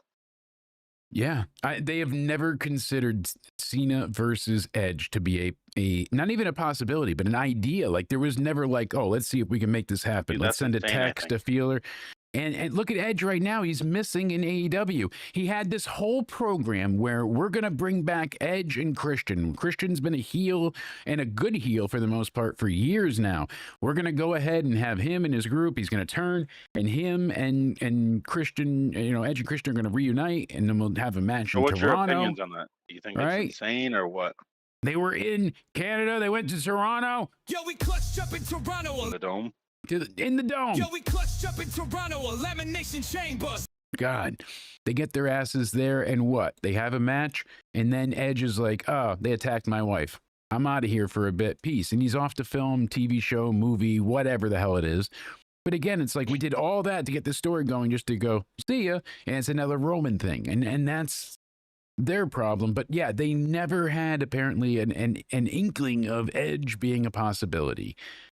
It's going to be Dominic. It's going to be Gunther. We have heard these two names as opponents at this point in time since the beginning of the year. Initially in January, when Cena lost the Rumble, people had said there were rumblings of him and Gunther being his last match. And it seems to be true. WWE has all but confirmed it. They confirmed it in their own little way, but it seems to be we're going to get him and Gunther. We're going to get Cena and Dominic at Survivor Series, and we've got 2 Raws in between. 4 dates. That's what we have left. 4 shows, and Cena's gone. And I don't know what they can do to make it any more maximized or effective. Like he and Punk, they should have had the entire year build up to his last match, or a whole year's build up to even better. Someone, like the chat says, he'll put over. Right, Dickinson, I agree. An Obafemi that just debuts. Or do a full passing of the torch. Make it worth it, damn it. Gunther, I like as a competitor, but doesn't feel like that guy. He doesn't even feel like he's in Cena's echelon at this point. He's not even in the upper tiers of that echelon right now because, what, he retired Goldberg, lost to Punk, and that was it. Really? I don't know. I don't know. It's upsetting and it's unfortunate. On Raw, we get back to the Vision. Backstage, Paul Heyman says, oh, we couldn't have had you guys involved in the Battle Royal. That would have pissed off, everybody on Raw and in the management. We would have been suspended. Adam Pearce wouldn't have been happy. And we don't want to be suspended without pay, do we? Yeah, see, my lawyer agrees. Business is a sick world. They shouldn't have the 90-day non-compete, but he never leaves. I have a few things to say. You're going to have to ask him on your own time because I'm not paying for your legal counsel. You're a time-traveling lawyer, right? Yes. Who just never has enough time. With that Universal trip. Yeah. Oh, yeah. He said he'll help you, but you got to have the money up front. And like I said, where'd he go? You're going to have to find whatever time hole he's gone off to. But you'll just get that business card. You'll find it. I don't know. Yeah. Gunther loses a belt. He leaves. Exactly. You're not wrong. Cena and Gunther feels boring and safe and predictable and the opposite of cinema. It's the opposite of everything that is John Cena. It's not exciting. It's not unpredictable. It's not. And like you said earlier, predictability is not a bad thing. It's not at all, especially in wrestling, because it means things are logical, that there are steps, that things progress in a believable and logical fashion to where elements produce that coincide with this story. This is all of the drama. So it all builds to a like what we were talking about again. Because I had the fun with it with the SummerSlam thing where I had to publicly eat in a gas station and stuff like that because I thought Liv Morgan was returning. But this is where I had enough. You still owe us more public meetings. Anytime that anyone, I'll get to that. Yeah, I know. I thought that was fair, but everyone's obviously going to side with you. But I got to see your to a point your costume too. Still, I only saw those Polaroids. I know we got to. Wait, why are you lying? What's going on here? I only saw the costume itself, not on you. Sometimes predictability is better than unpredictability, and that is a fact. Sometimes, yes. People want because they're fans. I think people try to see it as a fan sometimes. Thankfully, I do this podcast. That's why I have more of a mind-opening thing about this, like saying, yeah, I see it as a fan, but I'm also playing Booker here. Like, I'm not gonna just rush Liv Morgan back to TV because she's Liv Morgan and we all want her back. Don't you want what's best for her? If she's not medically cleared, she's not advancing this Judgment Day storyline like you guys wanted to because you said she's the main character. Yes, if the main characters are great, but what's the main character going to do if they're not physically cleared to do anything? This is why I'm saying she's not going to return at Saturday Night's Main Event this Saturday. I don't know if you disagree or agree with me. I do not think she's returning. No, not in Saturday Night's Main Event. Survivor Series will maybe play along because we both said, right? Maybe. Yeah, I mean, maybe, but you said Survivor Series or Rumble, right? I still think Rumble. Survivor Series, it could be. You never know, but I'm thinking Rumble. Oh, we're at the top of the 11. Look at me not paying attention. This is what I'm saying. Still 5-5. Blue Jays tied with the Dodgers. For her to return early because people are saying it's too predictable for her to come back at the Rumble and win. I'm like, don't you want her to fucking win the Rumble? If she's returning before the Rumble, the momentum dies. Yes, like it happens to everyone. If she fucking returns before Rumble, that devalues the momentum that she has coming back, and then she gets lost in the shuffle with feuding with other things. Then they're going to be like, all right, we have her doing this now, so maybe we're going to go with this for the Rumble instead. No, save her for the Rumble if you want her to fucking win the Rumble. That's simple logic. Holy fuck, I'm done arguing with you guys about this. Enough, like Cody Rhodes said. Sorry.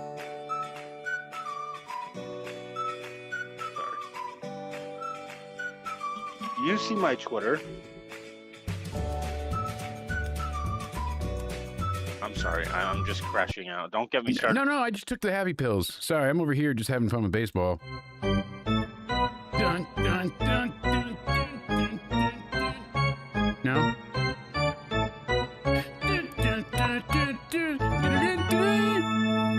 Drugs. Yeah, you can pay the lawyer in drugs too. That works. That's what I do. You can pay him in drugs. That's the happy pills has gotten me most of my legal advice.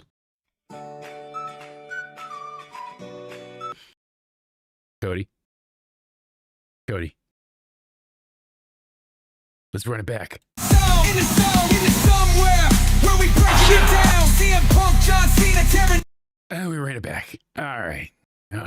So this has been what a mess. I mean, this Raw is fun, but like you said, you want to see more. Braun Breaker, why is he going for the title? Why is the Vision going for the title? Why is Liv not back yet? Questions we have, but no answers.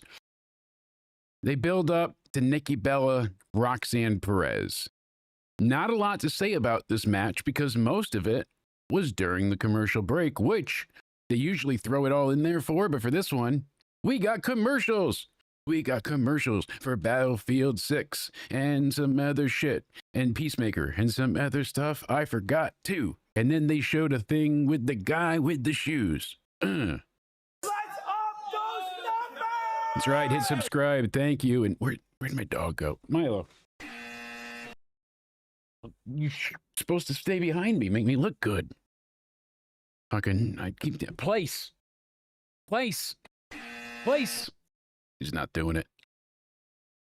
I have to change the batteries on that collar. So basically, Roxanne Perez escapes the rack attack, and Nikki goes over and she basically goes to run at Roxanne and then leans forward to take the match. Hear me now. Now we can. So she goes. I don't know. You just fell off a cliff, but that's all right. I just took more drugs. Drugs. Oh, fun. You can pay the lawyer in drugs, I should take them, too. That's right. Get drugs for everybody. Here. Take some pills. Pills are good. Thank you. Yummy. Thank you. There you go. And I shocked Milo a few more times because place. He's not staying where he's supposed to. Good pills. Wash him down. That helps. I told you. Ooh. Drugs. Yeah. Let me talk to you. Yeah, drugs. Does Inda somewhere have any wellness policy violation stuff? No, on here? Yeah, no. Not at all. Because you're not gonna like fire me, right? Then I'm gonna go on to like another podcast called like I didn't even shut off the show on Friday. Then, you're gonna say not so fast, Cody, and then bring me back here saying I have a 1-year non-compete. No, I wouldn't do that to you. Listen, I was so drunk Friday, I didn't even shut the stream off. We streamed for 72 hours straight. All right?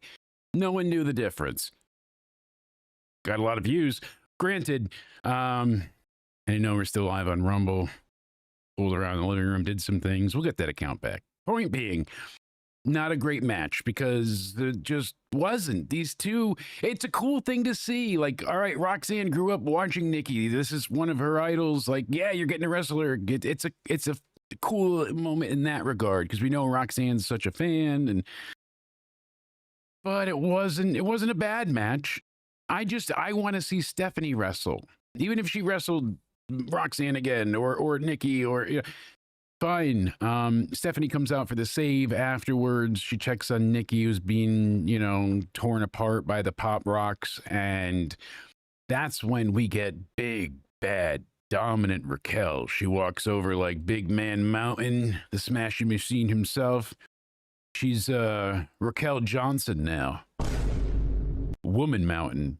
She stands there and she looks down at the two of them, who are half a foot to 2 feet shorter than her. And she's like, yep, I'm going to back away from both of you. I don't want none of you two. Nikki, who you just saw was pretty much dead, and gets up looking angry now, no selling. It was all right, but we're getting a tag match out of it. Yay. All right. Again, they ended the first match tonight with a terrible disqualification. El Grandes, all of them come into the ring, they attack, and the ref basically goes, DQ, bell rings, and they go right away from it after everybody gets the beat down on. Penta gets a couple of shots in, him and Rusev look at each other, but that was it. Boom! And the audience is like, oh, that was it. Jackie Redmond and LA Knight. They're talking in the back. Let me talk to you. Yeah. So... Yeah. Again, we had one disappointing ending. Now you get this, and it's like, oh, so Nikki loses. The crowd's a little upset by that. The attack afterwards doesn't really go anywhere. It's kind of a stalemate. All right, we'll get to 2-on-2. It'll be okay, but nothing that I'm overly, chomping at the bit to see right now. There are better stories to be had with the Judgment Day and their breakup and the disillusion of them, so... We got the Asuka promo that I chuckled so heavily about, where it listed every accolade, even though she said earlier, accolades do not define her. They defined her by every accomplishment she's had. The Elimination Chamber, the Rumble, the title reigns, all 5 of them, even the one that was just handed to her from the Money in the Bank pregnancy briefcase. That was it. Yay. Bailey is not crazy now and hearing voices. Her and Lyra are fine. They get matching jackets. Nice. Jimmy Uso has his first backstage segment with Jay. Jimmy says, I had your back twice. Issues tonight, huh? It is. It's fucking up bad. It's not liking us. Anyways, yeah. So Jimmy says, hey, motherfucker, I saved you. I saved you twice. You bitch. You fucking cunt. I'm your brother. But you said it's every man for yourself. He's like, you know, the plan was for us to eliminate everyone else. And then we're the last two. You're afraid of finding out what would happen. If it was you and me. You're scared. You're scared. Jay's in the right here, is he not? He's in the right, but then they frame it later like, hey, you said you would have thrown me out too. I'm not the bad guy, and they make up. So this was great to have Jay on his own finally. Jay was not wrong. He was right. He was like, hey, you would have thrown me out. Of course I threw you out. It's every man for himself. It's not a tag match. You have no right to be mad. There's no allegiance. There's no alliance. We said we were going to take care of each other. Jimmy threatened him first. But yes, you saved me twice, but that was your choice in the match. I would have taken the opportunity before too. The match backstage, before that battle royal happened, Jimmy threatened him, saying, if it's you, I'll toss you over too. So you Jimmy get the threatened audience Jay first. People forget that part. Jimmy threatened Jay first. But then you get the audience to boo Jay early on by saying, Punk bringing up, oh, well, you threw your brother out. And everyone's like, yeah, you did. Boo. Fuck you, man. You suck. And then Jay's like, but it's every man for himself, and you would have thrown me out. And the audience is like, hey, he's right. Yeet. So it's very like, just schizophrenic of sorts, or at least bipolar, maybe, if we're not going to go that far and call it schizophrenic yet. It is very bipolar, very jumpy. He's a good guy. Schizophrenic is actually a perfect way to probably describe this, honestly. It feels it. I mean, bipolar at the very least, if we're going to go with our mental health scale. One of the two in the middle. This is building towards Braun Breaker and LA Knight. I'm on I know whiskey. A few people are like that. Shitty. Sarge. Remember him? Yeah, Sarge. He's after other people nowadays. George, he's after his wife now. Really? Interesting. Yeah. Who would have saw that coming? Like, not her. No. Oh. He said his wife saw all these names now. And, get it? Because his dick doesn't work? That's the joke. George, got no dick. Gotta love massholes, right? Yeah, all of them. All of them. Every last one of them. Oh, I can relate. There's a few massholes out there that just, especially the one that took a picture of our license plate and then they sent me a bill in the mail. Who would do that? Fucking creepers. Some stalker. Braun Breaker like, that came out of left field into somewhere. Yeah, left. Let me talk to you. We're getting to you, LA Knight. We're getting to you. You and Braun Breaker have a match. Is he mad? He's mad. Tell him to relax. Well, because he keeps Maybe losing. Like the Jinder Mahal Let me talk to you. Yeah. LA Knight's mad, and I don't blame him for being mad because he's just losing, and he's losing straight up. Breaking stuff in your house again? He's not, actually. He's actually at the hotel right now, pretty pissed off. Yeah. You can hear him all the way from the hotel? Well, yeah. I mean, he called in before, and I just feel bad, you know? I will talk to you after. He's at the hotel. Ask him what he thinks. Maybe Liv fans want to know. Ask him if he thinks Liv's returning to help Dom this Saturday. Is Liv going to return this Saturday at Saturday night's main event to help Dom? Yeah. He said, yeah. Wow. I guess he says it. There you go, Liv fans. Okay. I get it. So you do think she's returning? Yeah. All right. And what do you think of my co-host Cody? Dummy. Yeah. Yeah. Dummy. Yeah. Yeah. He called you a dummy. Sorry. That's not nice.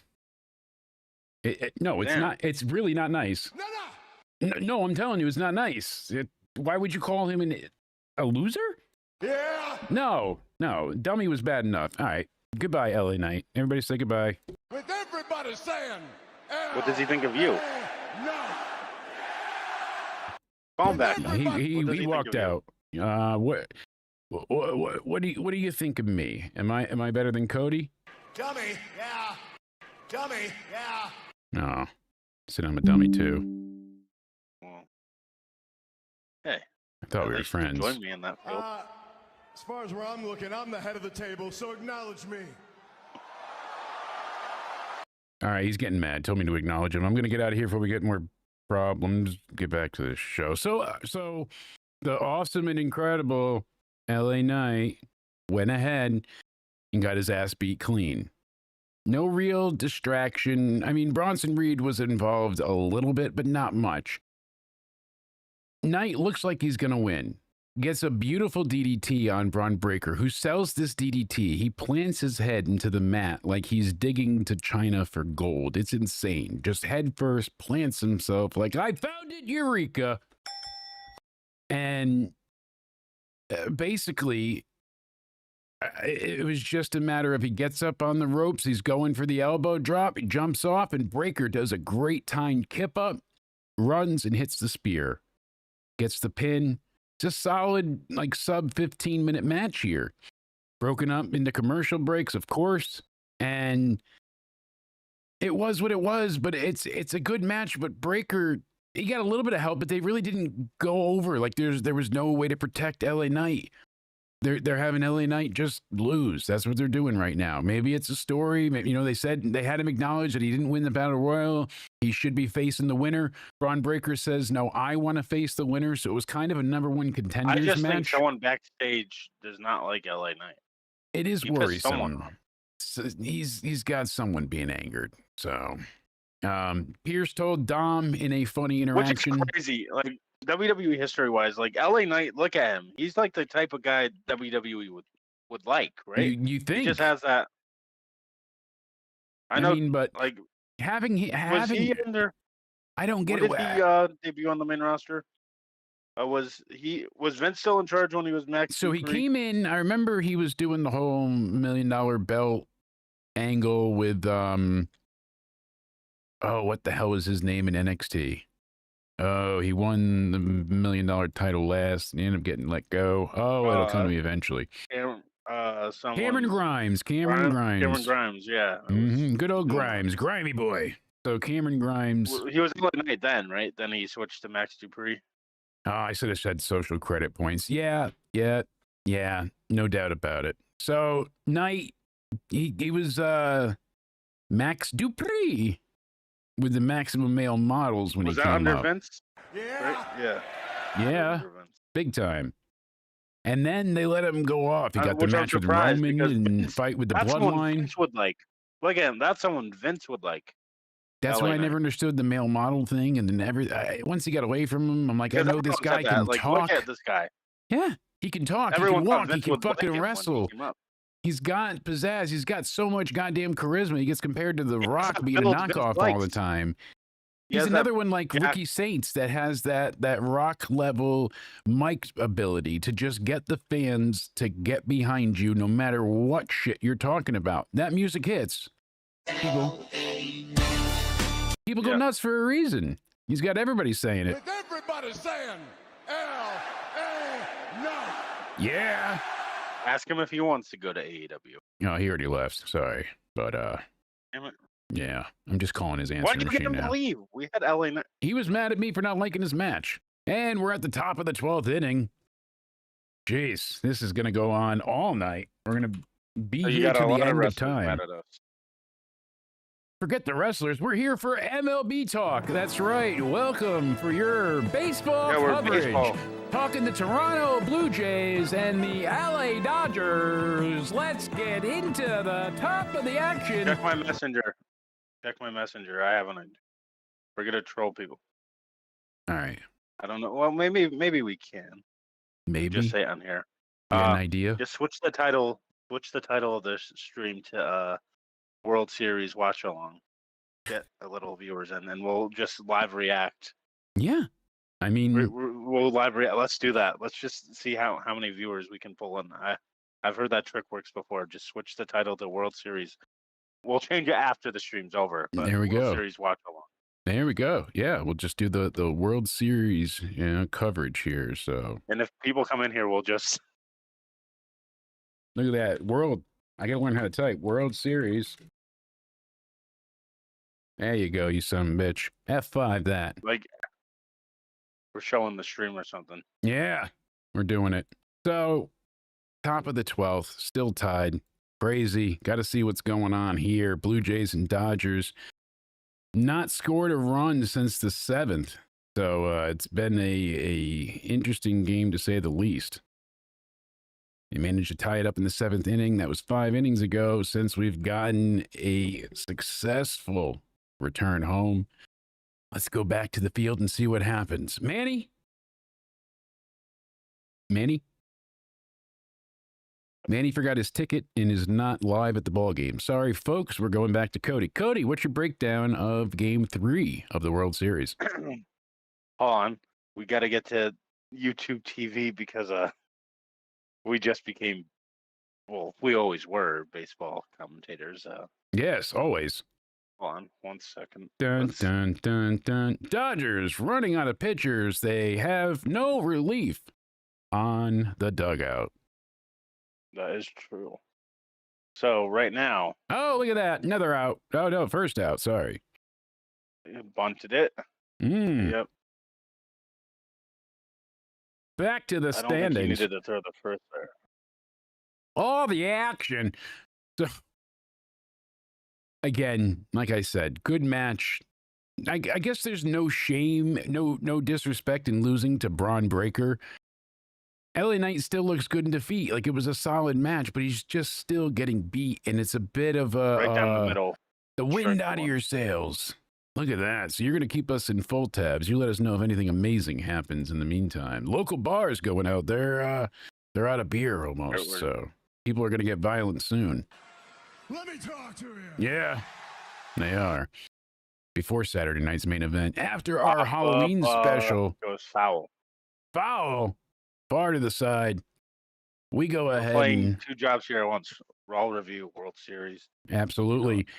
We had backstage, Jay and Jimmy tell each other that they love him. Nothing's going to change that. You know, this is the biggest match of your career. And, you know, I'm not saying that. He's like, how could you claim I betrayed you before I head into my biggest match? And he's like, I feel you. We're good. They shook hands. They hugged. They dap it up. They're brothers and they're colored. Give them a high five. Boom. They love each other again. What the fuck? Like, the character development was good. Jay's like, I lost my belt defending everybody else. I took care of your problem and your issue and your bullshit. And what did I get? I lost the title. I got beat up and taken down. So. Ooh, that looked close. Let's change things. And instead, that's not what's happening. It feels very 2023. We did this already. Jimmy was the bad guy. Jay turned face and tried to help Cody. And they had a terrible match at Mania and reunited the Usos. It's so hard not to be the Jannetty, and I get that. And they were for a decade tag team wrestlers. And for like 5 years of that, they were jobber wrestlers or were just not taken very seriously. They had face paint. They did the Samoan shuffle when they came out. And that was basically it. They were high flyers. They were entertaining. They had the tag titles here and there, but the tag titles meant nothing. And then they were allowed to have the Uso Penitentiary and the Day One stuff. And they took on a whole new life, and it just kept building. And the matches they were having were some of the best. That Hell in a Cell with the New Day. I mean, there are great tag team matches with the Usos. I don't know of any great match with just Jey Uso. 2 outs. 2 outs. Damn. Not making much progress there as far as runs go. Sheamus, JD McDonough. So JD is backstage with Adam Pearce with Finn Balor. They want a tag team title rematch. But that was a really good match, by the way. It was a very good match. But Finn Balor in this match did what they should have done in the match before with LA Knight. They should have had a safety net for him to lose there. I feel like there should have been some protection for LA Knight. But they cover Sheamus. Sheamus and JD McDonough beat the shit out of each other for about 10 minutes straight. You get to the end, Sheamus gets off the apron, and he's going after Balor, who keeps getting involved. And that's when JD goes over, and Sheamus ends up hitting him with a really big knee strike. He gets him on the high cross, and eventually gets up on the turnbuckle, and Sheamus gets hit by Balor with the shillelagh. And that's it. JD runs, jumps up on top of the turnbuckle, hits the top rope Spanish fly. Looked sadistically great. I love that they're using that as a finish. This was a really, really like workhorse, strong wrestled television match that was damn good. Could have been on a PLE. A lot of fun. Definitely want to see a rematch. Made JD McDonough look fantastic because they need to build him up a bit more continually. He was great in NXT. You know, he can fly. That boy can move. Let him go. I think it was a damn good match. And I like that they did the ending the way they did, where Balor gets involved. They want the tag title rematch because of it. Now they've got some gripe with Pierce more. It's interesting and it works. Keeps the Judgment Day not exactly stagnant, you know, but they're doing something still. They're busy. Maybe they get the tag titles back. Maybe they don't. See, I thought Braun Breaker and Bronson Reed were going to win the tag titles. That's why AJ Lee won them. They would be a temporary face team to take the titles from. But it doesn't seem like Braun Breaker and Bronson Reed are going looks like for a ball, but they called tag it a strike. goal. Really? No challenge there. 2 outs. Top of the 12th. Blue Jays still up at bat. What do we got? Way outside there. 2 strikes, 3 bats, full count? No? Looks like it. 2 balls, 2 strikes. Yeah, almost full count. All right. So, yeah, great match. A lot of fun. The only negative, like I said, would be that it didn't go any longer. And I think that makes a great point because it's like, hey, we want to see more from these two. It might be a little ahead of me. The website is updating pretty quickly, so I think it's from the future. Well, the website might be ahead of the YouTube TV broadcast. Which I think usually is. Yeah, I think it usually is, though. Might be. So I'll hold off a few seconds. Yes. Ground ball. Ow. Oh. Here we go. That's the end of the top of the 12th inning, heading into the bottom. You gotta challenge it. Anyway, they might. They got a challenge. Yeah. Okay. Well, challenge coming out. The top of the 12th, you got to challenge. There's no. No, he's safe. He's safe, but they're looking to challenge it. The initial call was out. We'll find out here. Could be the bottom of the 12th if he gets. He kept his foot on the bag. Called out. Yep, the foot hit the bag before glove got the ball got into the glove. I said that backwards. I got you. Look at me. Making the best commentary team in the league. Bases loaded if the call is overturned. Full count, bases loaded. We're having fun here tonight. I guess, was Raw a good show to you? Or it was, though. So we then go ahead and it's just confusing. I don't know why Bronson Reed is okay with being the guy supporting Braun Breaker. The vision went from saying, you two guys are the future to, okay, well, Braun's the future and Bronson's going to help him be the future. Like, why would Bronson Reed be okay with that? Why would he not want the title for himself? Like, because Bronson Reed was the one to beat Roman, and Braun Breaker's getting the world title shot. That's what I'm saying. They're just paying attention to Braun Breaker. He's the golden goose of this, the golden child. Braun Breaker should have beaten Roman Reigns, Crown Jewel. Why Bronson Reed should be in this position? And I know they don't give a fuck about the tag titles, and I get why. Yes, Bronson is indeed the Buff Bagwell. I agree, Coop. But sadly, I mean, they're just going to have him be the muscle, the big guy to take the falls when they need it, it seems like. Like you said, he's the one that racked up wins and that should be going for the title. But he had to be convinced to turn on Seth. It was Braun's idea to do it, not Bronson's. But the Brauns don't want those tag titles. They want to make one of them champion while the other one stands behind him and claps. Like what we do. They accept... AJ and Dragon Lee accept the tag match. So next Monday on Raw, we got a World Tag Team title rematch between the Judgment Days, Balor and JD McDonough against Styles and Lee. So at least AJ Lee will be there. We'll be live, of course, with the Raw review. And then on Twitter, Bayley made a proclamation saying that Alexa and Charlotte should defend the tag titles against her and Lyra, who have been on a bit of a tear. Bailey not hearing voices, not being schizophrenic, not crazy at all. Their handshakes match up. They're a unit. They do really well in this match. This was a great main event. This really added to the show overall. Saved the rating. Big "This is awesome" chant. I love seeing Charlotte get cheered now, rightfully. It's not pity. It's not like, oh, she's a legend. Like, we're supposed to cheer her. She's a face. Like, no, people are excited to see her and Alexa together. It's a great pairing. The rehab worked with Alexa being added on because everyone loves her. Alexa is a unique individual because she has no character at this point. She's not even really Alexa. She's just there. Charlotte still has the queen stuff, but Alexa has no gimmick at all right now. What does she have? The doll? She just brings it out with her. She doesn't talk to it. She's not playing with it. It's not like when she was with Lily in the playground and all that shit. She makes notes of the Bray stuff, but she's not involved with the Wyatt Six. Nothing with that. She's not, the goddess version of herself. Like, it's just, she's there. The woman Alexa Bliss, the married woman, has shown up. That's it. So I'm not complaining because they make an excellent tag team, and her and Charlotte being tied together is a damn good thing for women's wrestling. They are rehabbing the hell out of these women tag titles. If they keep bringing them to main event matches like this and they go from show to show like they have been, defending these belts everywhere, that's how the men's tag titles should be. They should be one tag champs. The Dodgers bring in Clayton Kershaw. Oh, interesting. Legendary starting pitcher turned into closer, I guess, now because he's old. What else do you have? He's been pitching since like the early 2000s. Yeah. Bases loaded, 1-0. 1-0. Ooh.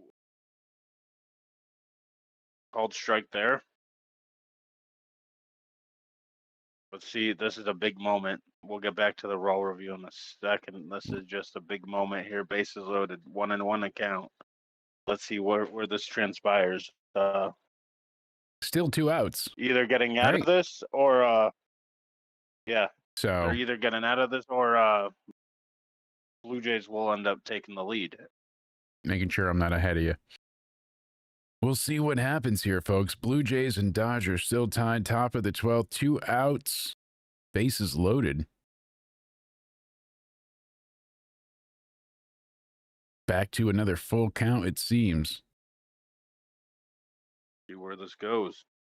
Yeah, if Braun wins the title and Bronson turns on him, it kind of feels like a true foregone conclusion. And it is like a logical leap, but it feels very short-sighted with everybody. Like, that, how is that Heyman's vision? How is that Bronson's vision? How is that Braun's vision? It just feels very lazy. I know they're trying to make do with what they have with Seth being injured and plan changes. They weren't going to break them up, but still full count. Blue Jays, Dodgers, trying to see who will be dominant here. No matter what, we got to go to the bottom. So at the very least here, we're going to go to the 13th inning. Oh, foul. So, we'll see what happens. But I know it's top of the 12th. Well, that's if yeah, I don't know. I'm thinking bottom, top of the 12th. Also don't score. Yes. You can tell I cover baseball so regularly. So, yeah, this was a very fun, very good main event. The 4 women worked so well together. I love the ending. So Bliss goes and hits Twisted Bliss on Lyra. They had a really cool move where Lyra tagged in and Bailey was no longer a legal woman. Alexa tags in with Charlotte, so they both kind of do the same thing. So you don't know who's legal. A lot of like back and forth, the ball in the cup game, the shell. Find the ball.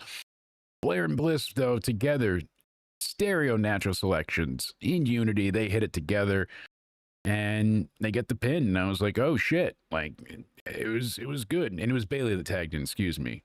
Yeah, Lyra was the one that tagged out, so I want to make sure I hit that right. But hell of a match and really, really good. And Dodgers get out of it. Really? Look at that. Looks like we're moving on to the bottom of the 12th. Well, we might be off air before this. I don't know. We're holding strong still.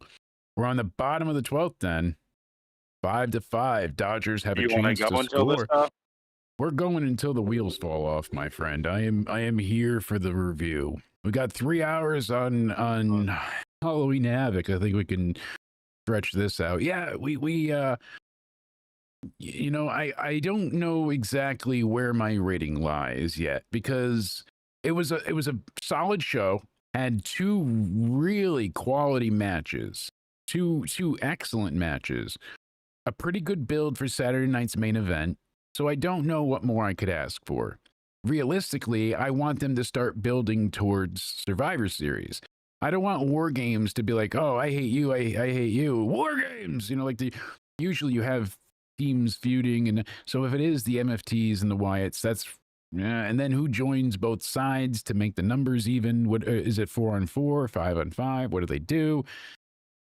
Who do they add? Like it doesn't seem very interesting in that on the Wyatt 6 side of it to do it. I mean, maybe they could do it cool if they do it right, but I just don't know the crowd would pop for that. It feels like they have to have like the men's main event and the women's main event in there. As far as the women's go, to me it looks like it's gonna be as they said before, because we see Asuka come out at the end here. Her and Kyrie, they attack Bliss and Flair. That's when Lyra and Bailey come back in and start trying to attack, and Asuka and Kyrie get the hell out of Dodge. And that was it. Special night in Anaheim indeed. I would say off the bat, I feel like giving this show a 7.5 is fair because we had the two really good matches. The women's tag and Sheamus and JD McDonough were really damn good. Braun Breaker and LA Knight was in the middle of the pack good, like 6 or 7 out of 10. The match itself was enjoyable. It's just the outcome leaves a bit to be desired. And then the Roxanne and Nikki match, well worked, but nothing exciting.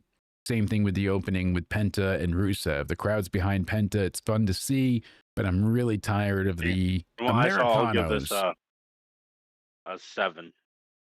So you're at a 7. I'm at a 7.5. Together we make it 7.25. We'll see how long this goes. Before we but get out of here, let's see how you did. Oh, we still got Monday Night Football results to go over in my week's predictions for the NFL. So we'll get into that too, as we're keeping an eye on the watch along of World Series. Now change the whole thing. Get rid of Raw review for now. We can put it up later. Now just now you just all right. Here we go. World Series watch along. Series. Into somewhere. Ready? And yeah, look at that. Raw review. Gone. Full stream.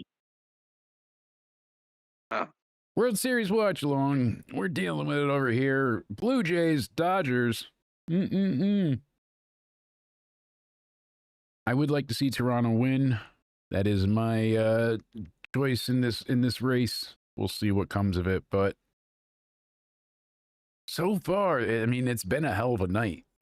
Great back and forth with this game, that's for certain. I mean, at least it's been entertaining. I prefer it when they don't have a series that is just a washout, a complete sweep. You get one team that just wins the 4 and it's done. I like a back and forth story to be told. Adds to the stakes, adds to the fun of it. Mark says, I gave Halloween Havoc a 7 out of 10. I just didn't watch the main event. I can't stand that Ricky Saints.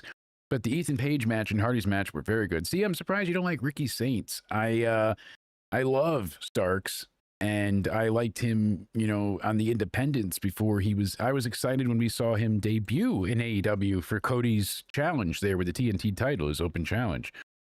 He proved himself there, and from then, I think he's good on the mic. I think he's good in the ring. I like his character. I think he's just got the gift of gab and jab, and he can go. He's exciting, he's entertaining, and usually he's good about making you care for his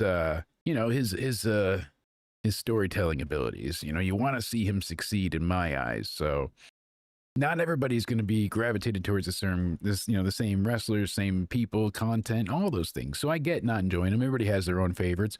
How could you not like the Hardys match? Them in Dark State, even though they lost, hey, they fought their asses off. Jeff damn near kills himself going through 2 tables.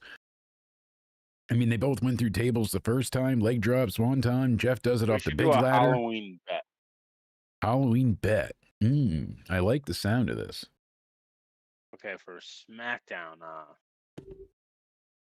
I don't know. I know we really don't do this. Like, we can predict as the show's going along who we think's gonna win a match. We can figure it out. Whoever gets more things correct through the night. I don't know if you want to do a watch along or not, but whoever gets things more correct during the night, maybe wins, and then the loser has to do something. I'm liking it. We'll definitely have to play around with it and finalize it. We'll think of something with some We're gonna rules do for a it. Halloween fun show. I know we usually do reviews, but it's Halloween. Why not have some? Yeah, we'll definitely be doing some fun stuff with everybody. So it'll be a great time, no doubt about it. I'm excited indeed to see what comes this Friday night. We'll be having our costume contest. You can go ahead and enter by using the hashtag into somewhere. Send us a GIF or a video of your costume so we know it's current. And winner does get a nice prize, and we're going to be having a great hangout for the night. It'll be spooky. It'll be scary. It'll be fun. So make sure you join us in our SmackDown review Halloween night. Going to be a big Halloween party. My favorite time and holiday. We'll see. I mean, for SmackDown so far, I'm not sure what else they have announced. I'm trying to see if they announced anything else besides the 2 matches that we have.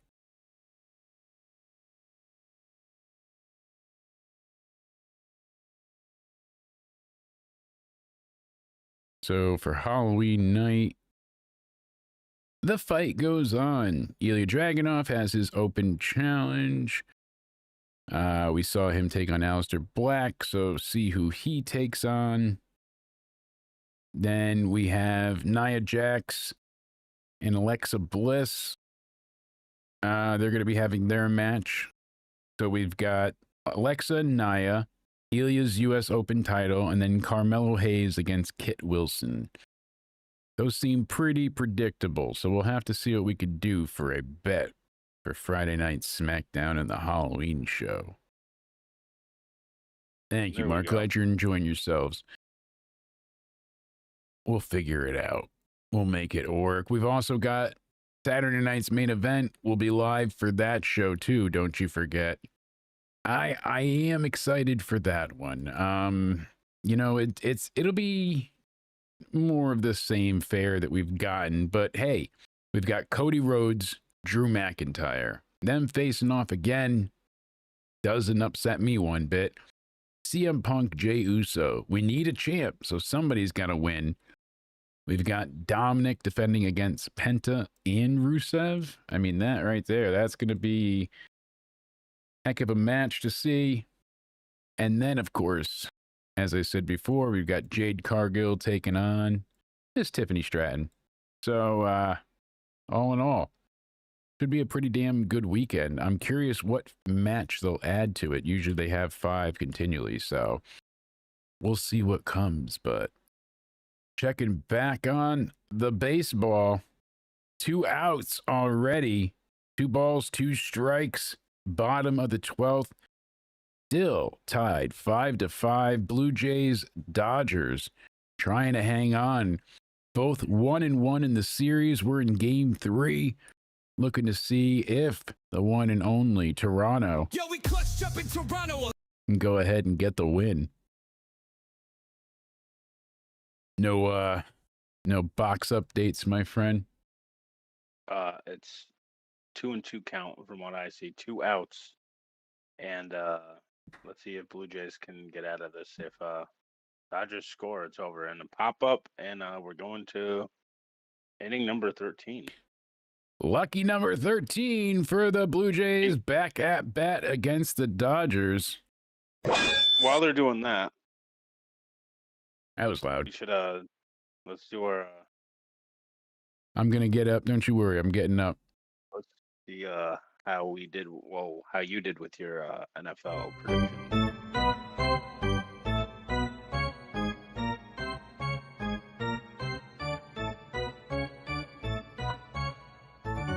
Ready? NFL predictions. Hey. Okay. On. I'm waiting for my scores. sticky notes to load. All right, I'm trying here. God, I got enough running on this computer without it blowing up on me.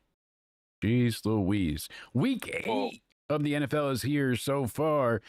your incredible host and co-host, have been going week to week, making my predictions a reality, seeing who's going to win, who's I think is going to win, who actually wins, and my Let's standings. see if you did better than that. What did you get last week? Last week I had an abysmal week, my second worst week yet. First worst was week 3, where I went ahead and didn't have a great time there. I got myself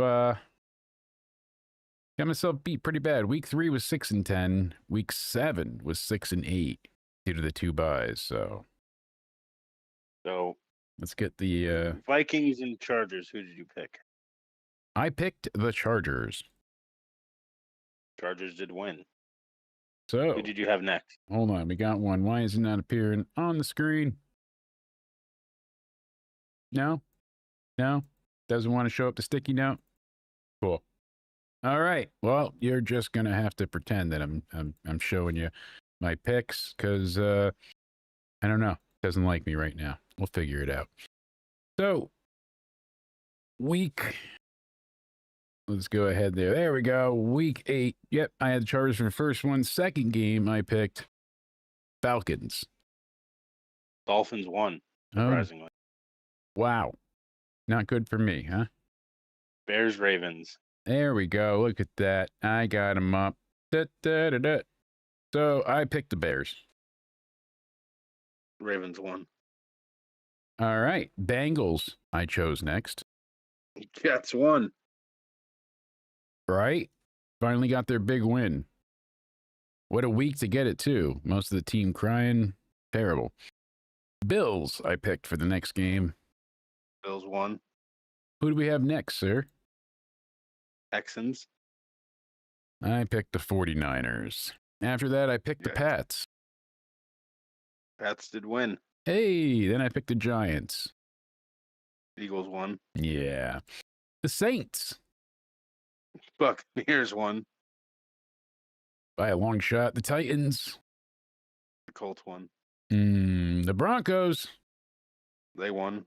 Hey, the Steelers. The Packers won.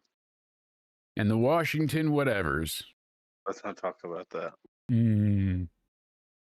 So I got 1, 2, Is this your worst 3, 4. Yeah. I got 4 right.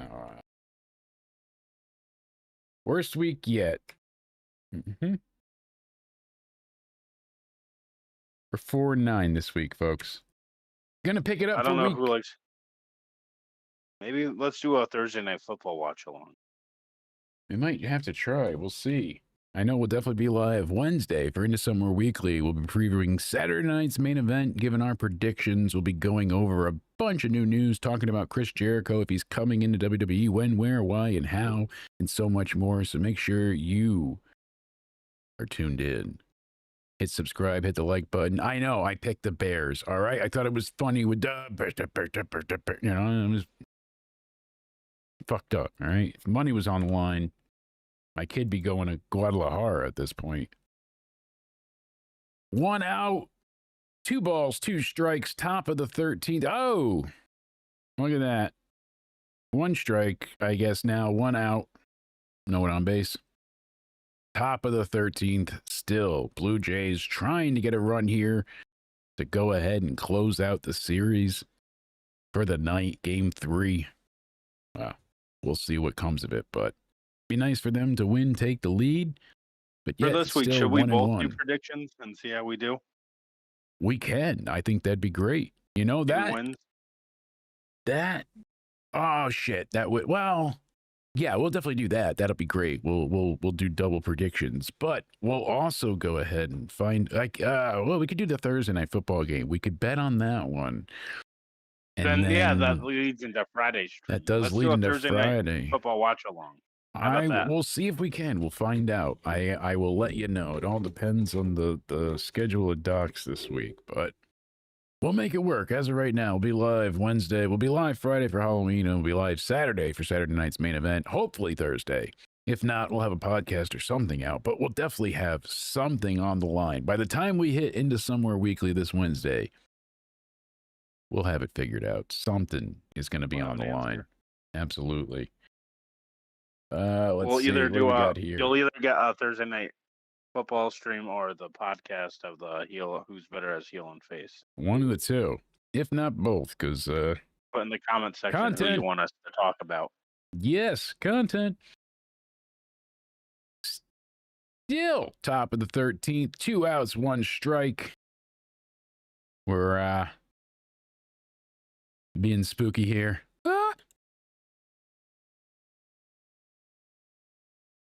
Let's see. Still 2 outs. I don't know. If they don't get a run with this one, I don't know what they're going to do. So.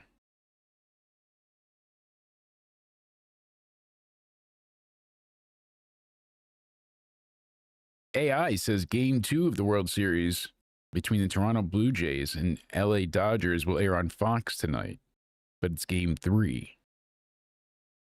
Right? Shows how much AI knows. Like, you tell AI this. I've tried to do like AI thumbnails so have you for the show, and I'll put into somewhere and I'll put some whack ass fucking. Yeah, it doesn't even come out with English. It looks like you use like the Star Wars font. Yeah, there's I wish I still had some of them. So I used a voice filter, obviously, as I do with all of my intros that I sing and stuff, but I did the whole arrangement. I wrote everything for that opening song that we did. And I was like, let me see what AI would do with this. And it put in some like DJ back thing beat, and it was horrific, but it was hilarious. And I don't think I saved it. Would have been funny. But yeah, AI does not love us. Banana Club became like, banana. Don't know what they're going for, but banana club. Always good to have, you know? I'm telling you. You know it. Might be somewhere buried deep in my stream media folder. There's me holding a banana with a condom over it. That's AI. There's some yeet stuff here. I don't see any more bad AI. I must have gotten rid of it, but I tried. Technical difficulties. What are you going to do? At least we're not being hacked at this point. It's better than me writing my K-Cunt songs. Oh, look at that. 3rd out. All right. I thought you said they reach out to you saying they'll reveal themselves on Friday. That's what we heard, but I haven't heard anything since. It's the site's been quiet. We haven't gotten any interference. I truly believe that Casey. I truly believe that we are. You gotta stay tuned this Friday. I think that's bullshit. I think the threat that they sent us is nonsense, and that no one still has control of the channel. I think all the firewalls that you and I put together was exactly what we needed, and you know, I'm glad I've gotten a little bit better with like the tech stuff, because that certainly helped, and you know, it's just the last time I'm going to go ahead and trust you to do anything. Oh, my package. Hell yeah. Can't wait for that to arrive. Thank you. Have to go ahead and save that for the opening extreme. Okay. Milo. Place. He looks so exhausted. He's like, damn it. Hassan would be proud. Currently working on hacking your computer. Casey, if it was you, we're going to have a problem. Dodgers not going away, though. They're holding on tight here, it seems like. They don't want to give it up. Bottom of the 13th, still tied 5-5. We're going beyond extra innings. Whoever's there tonight got their money and then some for these tickets. Yeah, the money's gone. I know that's you, Casey, but like the web, so long as we're good here. I mean, you can only get like what, 18 cents out of my bank, negative 18 cents, right? Oh, let me check. How much? I think. Oh, I got 27 cents. Nice. Wow, Mr. Rich Guy over here, you're acting like you have all that in your bank account. And we're not getting food stamps. Gonna lose some weight, baby. Yeah. Oh, we're not? No. How do you know? They sent calls out earlier from the state of Connecticut that said they are not providing any type of supplemental nutrition assistance this upcoming month because of the government shutdown. Yeah. So wonderful. Crazy. Fantastic. I know, like, hey, we could figure some things out, but there's a lot of people out there that, yeah, they rely on that like I rely on you for reviews, you know? And I don't know what they're going to do. Like, the hypothalamus in your brain can be shut off for you to consume dog shit, literally, to survive. Like, if you're hungry enough, that's why cannibals exist in those scenarios, because you're so hungry and you need the nutrients that your body is told that, hey, I need this this to survive. So you can eat rotten meat. You can eat, because you know that without it, you're not going to exist. Your brain finds a way to shut down and be like, hey, I could do this. Humans find a way, and that's my worry. There's going to be a long line of people that are hungry. I've already seen on like TikTok and other apps, people are out there now. They're saying that they're going to go ahead and here, you know what? We're bullshitting. We're doing the raw review. Let's pull it up. Let's go ahead and see what you think of this. Is it just fear mongering, or is this legitimate? Let's go ahead and let's pull this up, sir. Here, you're going to have to hold on tight for a second. You're going to hear yourself, but this way you can hear the clip in real time. I want to include you, Cody. I want to make you work. Yeah, talk now, son of a bitch. Stuttering fool. Howdy, hey.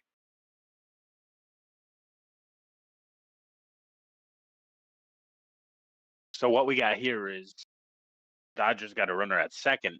0 outs. So if they get a base hit here, the Dodgers win. All right. Nobody wants that. Let me restart this really quick. Sorry. Here we go. I got to unmute her. If you have a restaurant, if you have a grocery store, if you are out in public eating, if you work at any of those places, if you are unloading groceries at your car, whatever, watch your back, stay vigilant, and keep your situational awareness on point. Sounds like a lot of fear mongering to me, but November 3rd at 6:30, we're going to Walmart. We're going to fucking Walmart. And at 7:30, we're going to walk out of Walmart with our fucking buggies, okay? The thing is, they can catch everybody. You feel me? All you gotta do is run, Forrest, run, okay? We have to stick to fucking together. It don't even matter. As long as we gonna have everything we need for Thanksgiving, that's all that fucking matters, bitch. Run, Forrest, run. Run, Forrest, run, she says. So what they want is for everyone to go to their local grocery stores, not just Walmart, grocery stores, chains, all these things. And everybody goes in at a set time, and then an hour later, after you've shopped, everybody just walks out. How can they stop everybody walking out? And they're planning on... People are going to be desperate. People are going to take severe actions. I mean, part of it's fear mongering, but part of it is going to be accurate as well. I know that in Connecticut, they're providing meals and stuff for people through something with DoorDash that they're doing. I was trying to read it earlier to see how it works. It was saying that DoorDash launches an emergency food response as SNAP funding is affecting 40 million Americans. It says DoorDash launched an emergency food response delivering 1 million free meals through food banks and waiving fees for 300,000 SNAP recipient grocery orders. So I guess, it says offer will be valid through the end of November, and it will only be available at select SNAP-enabled stores on the app. DoorDash states they reserve the right to revise or terminate the offer without notice at any time. So it's an emergency food response. I mean, it's something. They're donating food from Dash Mart stores to local food banks, and Dollar General, Schnucks, Giant Eagle, Wegmans, other grocery stores will be involved. So at least there's that. I mean, it definitely feels performative because, we're cutting off fees. But the stores are basically getting ready. They're saying right now, and they're preparing people for, hey, people are going to come in, they're going to steal, they're going to rob. I mean, or delivery. Right Other here, this than that, lady's you're saying not there's getting only an online opportunity for the ordering. general public to come in there and try to steal from these stores. They covering themselves. Whatever you're going to do, get your groceries and go in the house and don't go back out to these stores until this stuff blows over. So we'll see what comes of it, but people are rightfully afraid. I mean, you're taking away people's livelihoods, and then you're taking away people's family members, and then you're taking away people's food. So it's been a really tough year for many. I know John Bon Jovi's his JBJ Soul Kitchen in New Jersey, as well as his other two restaurants. If you're a worker that's furloughed, being laid off from the government right now, you can go there and eat for free with your government ID. So that's nice, at least. I mean, people are doing something, but hold on. I mean, what do you think of this overall, though? Obviously, I don't condone stealing. Hold on 1 second. Hold on, this isn't good. My bank texted me with a fraud alert. Hold on.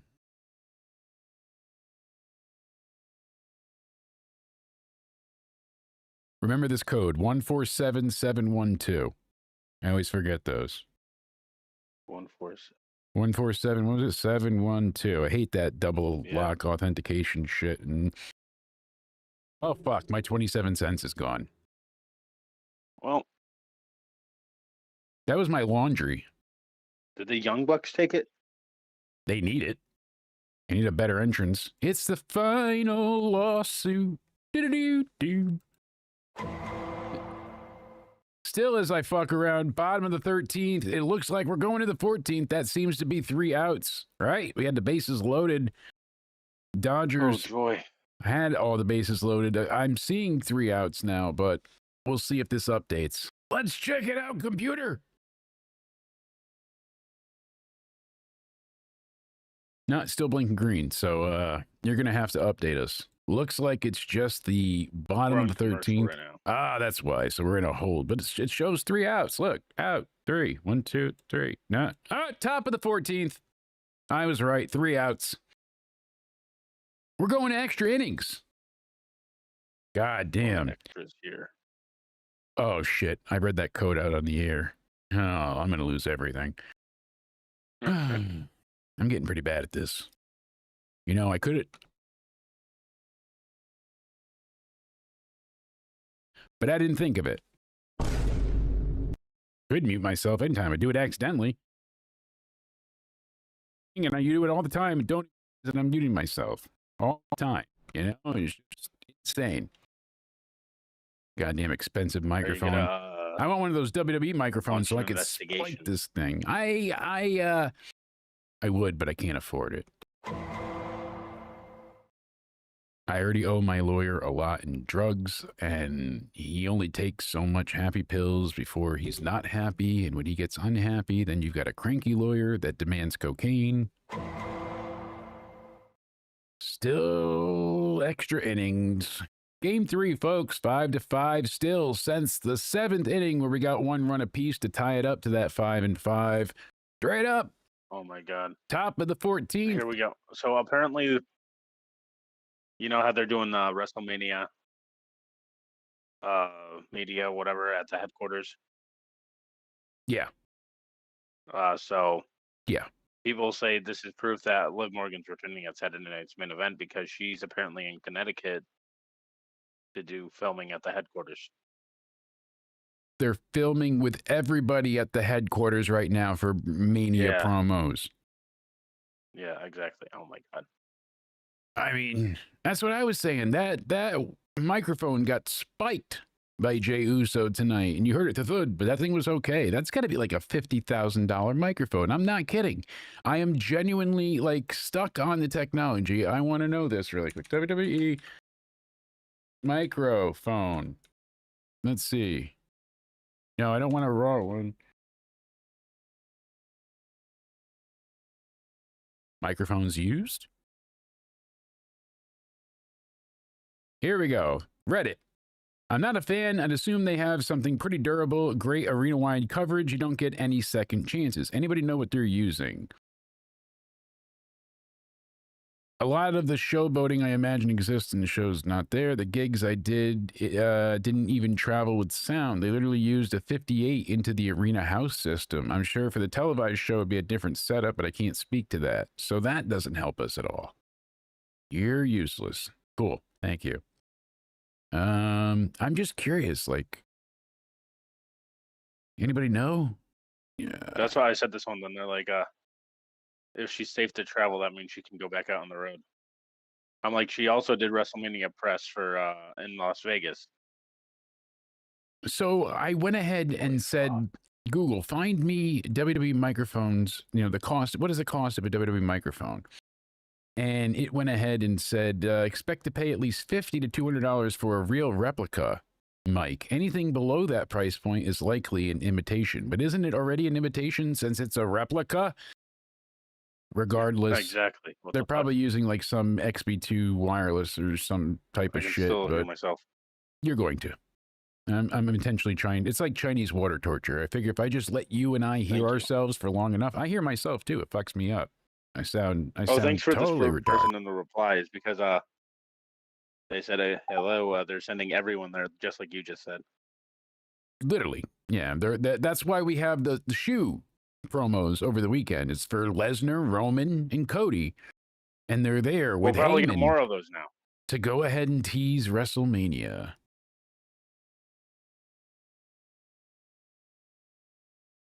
Did they not learn from?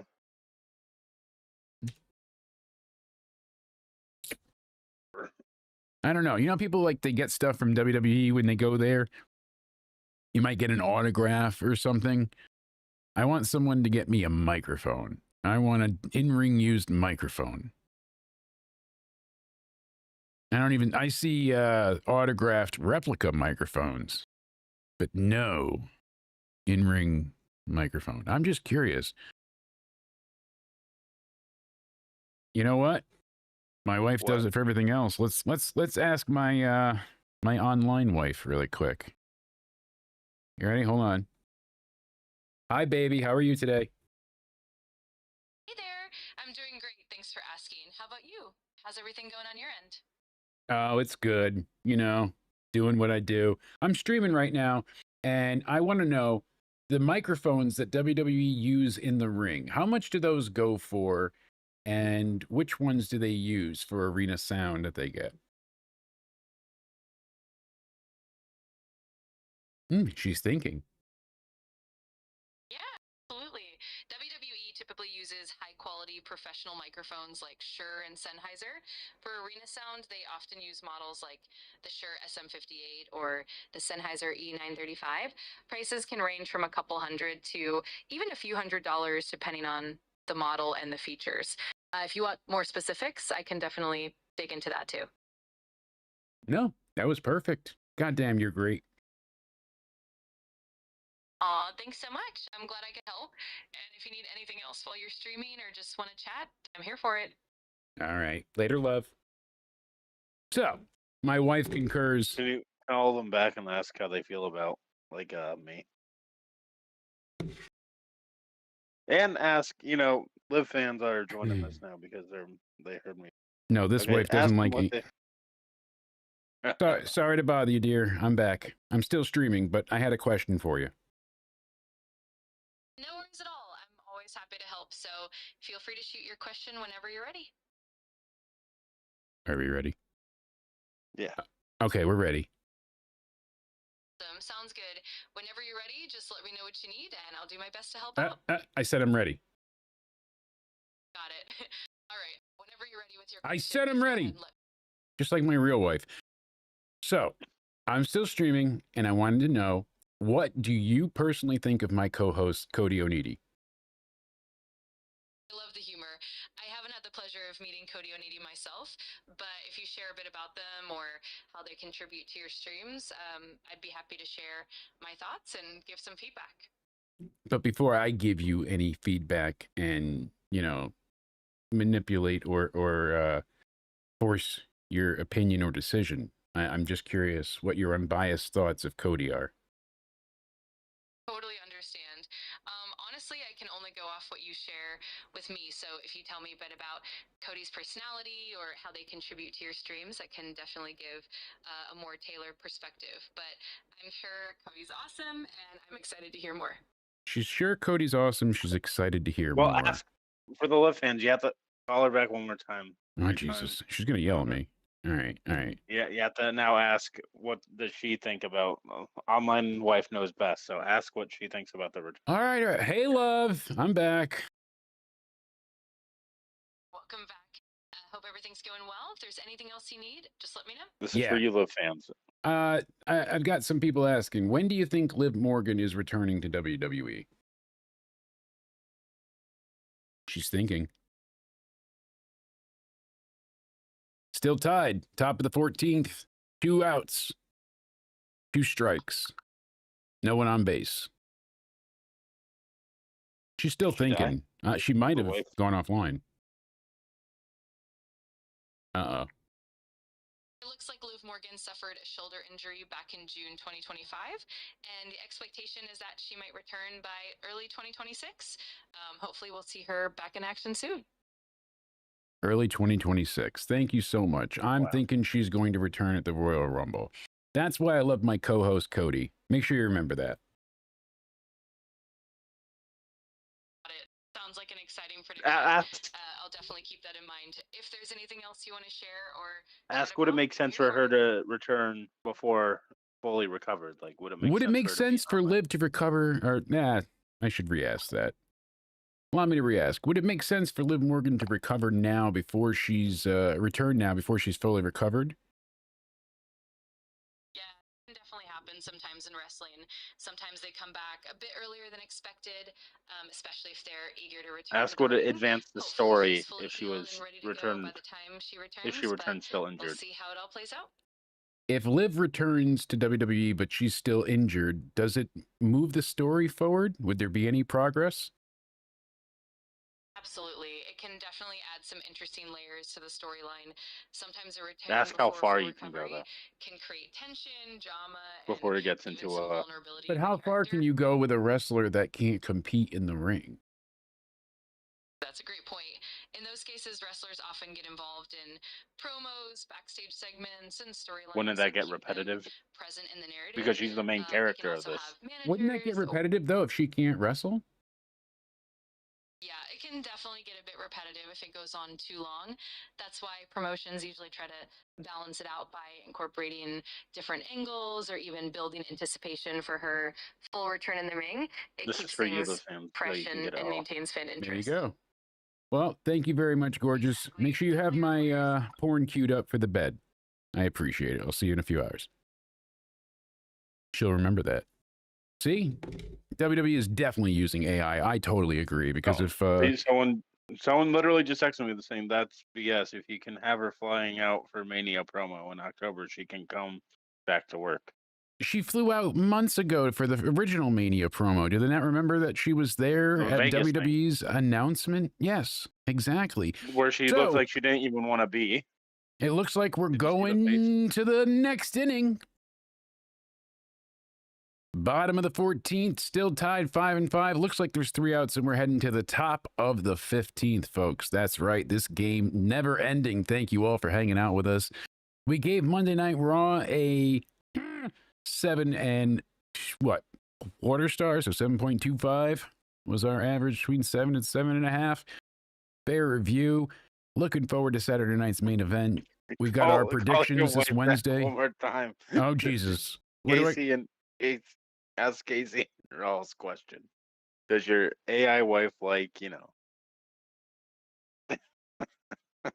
love, I have a question for you. I have to know if you like Casey is Raw's gaming and wrestling content on YouTube.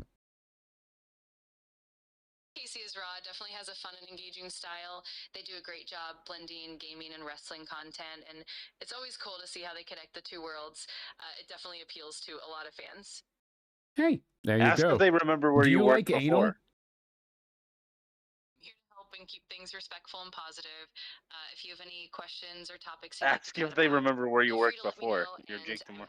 You could have just said, I don't like anal. Ask if they remember where you We worked keep before. things respectful and constructive. If there's anything else on your mind or any other topic you'd like to discuss, I'm more than Do you remember where I worked before? I don't have any specific info about your previous workplace on Tell them record. you're If Jake you'd like to share DeMarco. it, I'd be happy to remember it for future conversations. I was a co-host. My name is Jake DeMarco, as you remember, and I am a host and co-host on YouTube. What do you think of Jake DeMarco's content? Got it, Jake.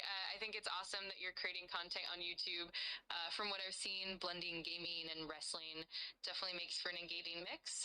I'm sure your audience really enjoys it. Gaming. Ask if they remember who you co-host. Oh, can we? Right? Do you remember who I used to co-host with?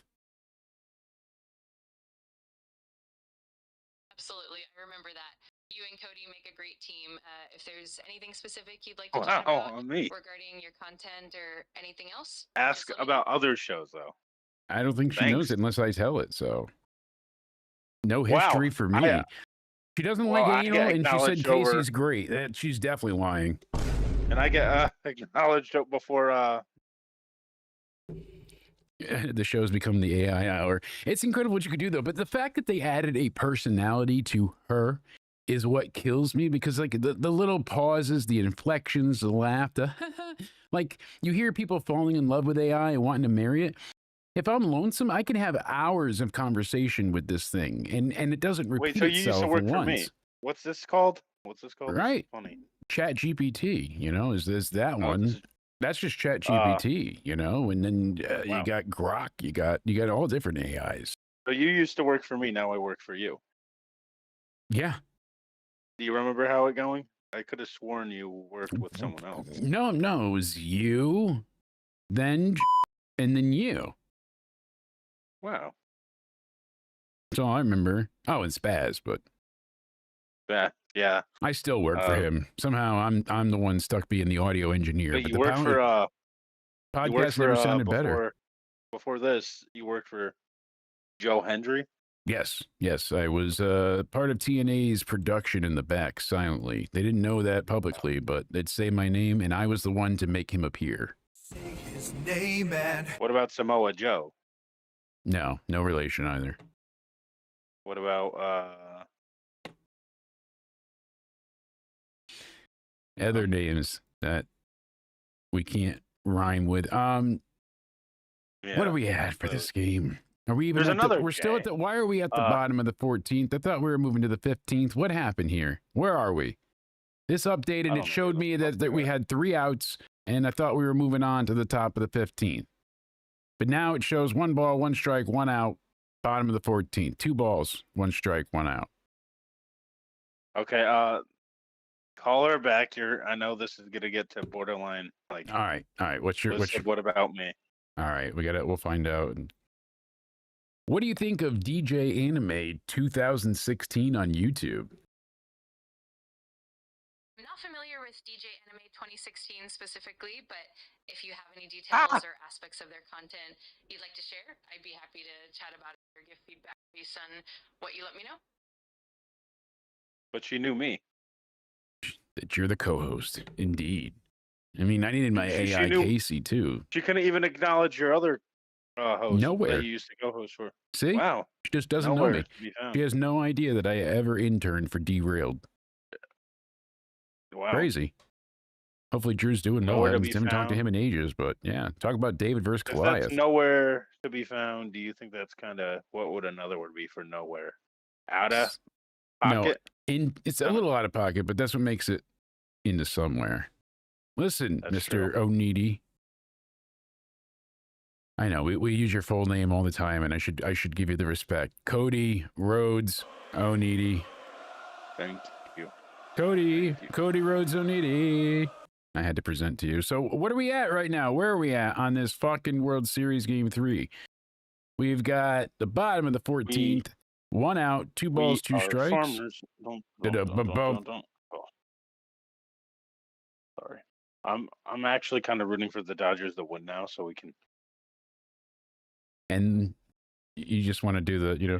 We are farmers. Bum, bum, bum, bum, bum, bum. You know what we can do though? run it back with the intro. You know. You think we can? Yeah, run it Let's back. run it back.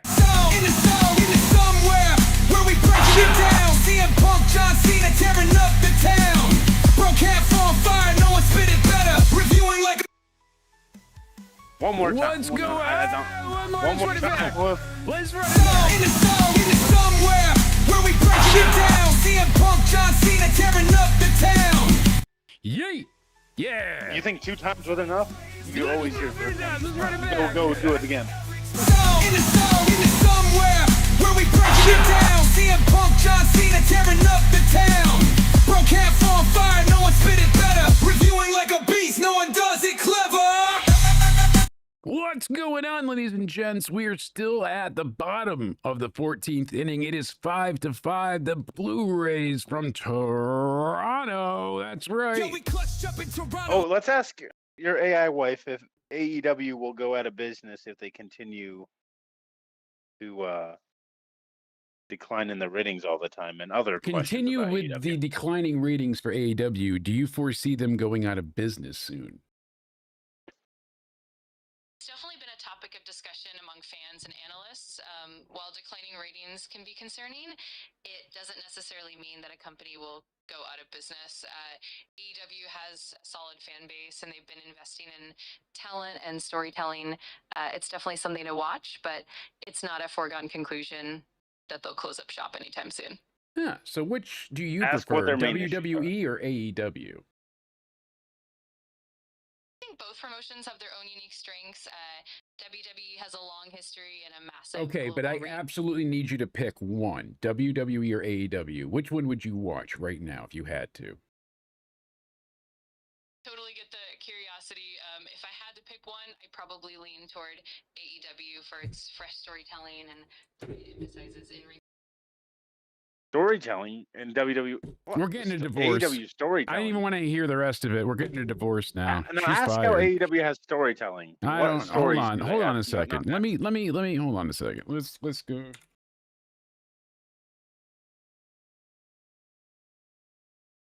All right. Hold on. Let's get her. Let me. Hold on. Hold on.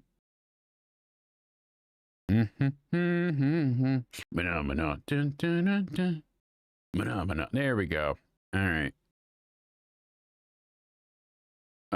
Allow. Hello, gorgeous. Awesome day. We now have you on the computer. I don't have to hold my phone up to the microphone like an asshole. Definitely a bit more convenient this way. I'm glad it's working out well for you. Let me know if there's anything specific you need help with. Hi there. Nice to meet you. I'm trying to go ahead and let's see. How Take do your I? time. Oh, Cody, go ahead and say hello to my lovely AI here. Hello. How are you? Hey, Cody. I'm doing great. Thanks for asking. Hope you're doing well too. Let me know if there's anything fun you both want to chat about. Well, you were explaining why you liked AEW better. You said they have better storytelling. Yeah, absolutely. I think AEW definitely brings a fresh approach to storytelling, and they often have those more intricate long-term narratives that keep fans invested, plus the variety of talent and I the guess you have to in-ring. have me hear myself, right? So I can. No, she could just hear you. I can't hear her. Oh, well, then I'll have to have you hear yourself. But hold on, let me go ahead and pull you in here. Now you can hear her this way. Perfect. That sounds great. good. I'm here and ready whenever you need, so just let me know how I can Let's help hear about or if you AEW want to chat about storytelling. anything else. Go ahead, sir. You can ask. It should respond to you, Cody. You said that AEW has storytelling. What storytelling could they possibly have? Yeah, absolutely. AEW often weaves in long-term rivalries, character development, and a lot of intricate storytelling that builds up over several months. They also incorporate a lot of personal backstories and emotional elements that keep fans engaged. It definitely adds that extra layer of depth compared to some I have other a promotions. question. Of course, feel free to ask away. I'm all ears. For you to double down on AEW having storylines, so I have to have this asked. Are you retarded? I'm here to help and keep things positive and respectful. If there's something specific you'd like to discuss another or any question. questions you have, I'm more than happy to assist. Let me know how I Okay, can another help. question. Absolutely. Feel free to ask anything you need. I'm here to help and chat So- about whatever's on your mind. So Jake DeMarco is known for his wrestling podcast. You said me, and I appreciate that. But does he have any other people that he's ever worked with? Absolutely. Jake's collaborated with quite a few others over time. If there are specific names or details you're curious about, just let me know. Yes, names. Who are they? I want to feel. I mean, it's using Google search. She's thinking. Jake DeMarco has teamed up with several co-hosts, including Spaz Phoenix, Guapo, and Connor. They all dive into different wrestling topics and events together. Oof. Anyone else? Yep, definitely. Over time, he's also worked with people like Justin and various guests from the wrestling community. It's always been a dynamic mix of voices and perspectives. I'm trying so hard to get it. No worries at all. It's always fun to chat about Anyone all those else? For sure. There have been quite a few others over the years, including guest appearances from wrestlers and other wrestling analysts as well. It definitely keeps things interesting and lively. Any other YouTube podcast? Absolutely. Jake's also collaborated with other YouTube creators and podcasters in the wrestling community, like Chris from the Wrestling Universe and various others who pop in for special episodes or interviews. It definitely keeps the content fresh and engaging. What shows has Jake appeared on?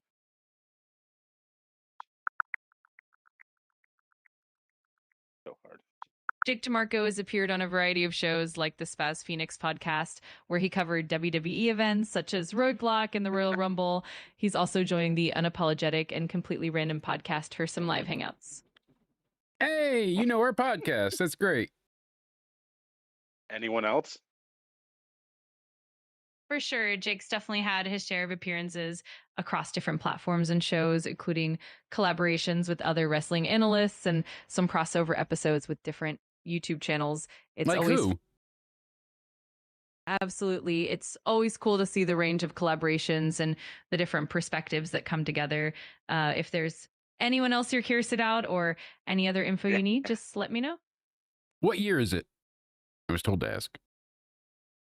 Right now it's 2025. If there's anything specific you need from this year or any other info, just let me know. Yes. Who else has Jake DeMarco collabed with? Saying anyone but the main guy, which is hilarious. Oh God. I've been scrubbed from the I'm dying. record, sir. I've worked very hard deleting my history, apparently. I get it. It can be tricky to keep track of all the collaborations and details over time. If there's anything specific you remember or want to dive into, just let me know and I'll help out however I Who is can. Jake DeMarco most known for working with?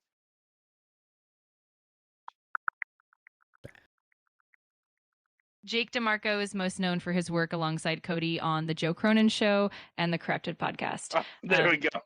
Me You got on the Joe one. Cronin show. Okay. You, apparently. Okay, me.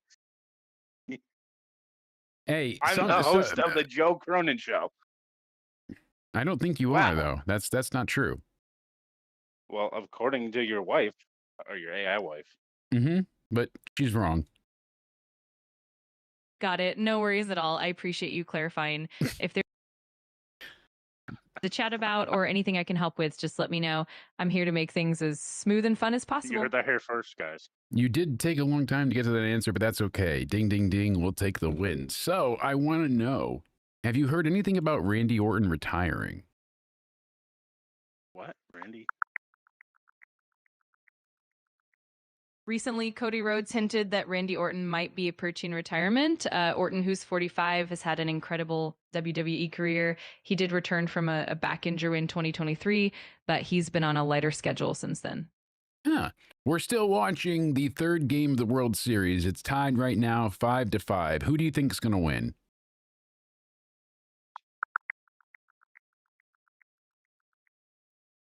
Right now, in Game 3 of the 2025 World Series, the Dodgers and Blue Jays are tied 5-5 in the 14th inning. Shohei Ohtani has been amazing, hitting 2 home runs and matching a 118-year-old World Series record with 4 extra base hits. I would just like to let you know this. So I updated my YouTube channel name. It's not what you said it was. It's now Judgment Day Era. Got it. Thanks for letting me know. I'll make sure to keep that in mind to going forward. If there's anything else you need, just let me know. See? She's great. No, that's it. Thank you so much, sweetheart. I'll talk to you soon. You're very welcome. It was great chatting with you. Take care and talk to you soon. Take care. I told you I interviewed Cody Rhodes. I knew it. I told you did, but I'm the host of that show. What We are farmers. Bum, bum, bum, bum, bum, bum. I don't know. That's what I went with. I could hit this one. We are farmers. Bum, bum, bum, bum, bum, bum. That was so hilarious. I was started dying when it worked so hard for that one. Yeah, she doesn't know most people unless you tell her. Like, I've had to ask things. I've mentioned you and I to do thumbnails and stuff that I've tried out, and they've been terrible. Oh, so I have a bunch of like conversations to the side that are saved. That's hilarious, though, that it said every name but the guy you're most known for worked.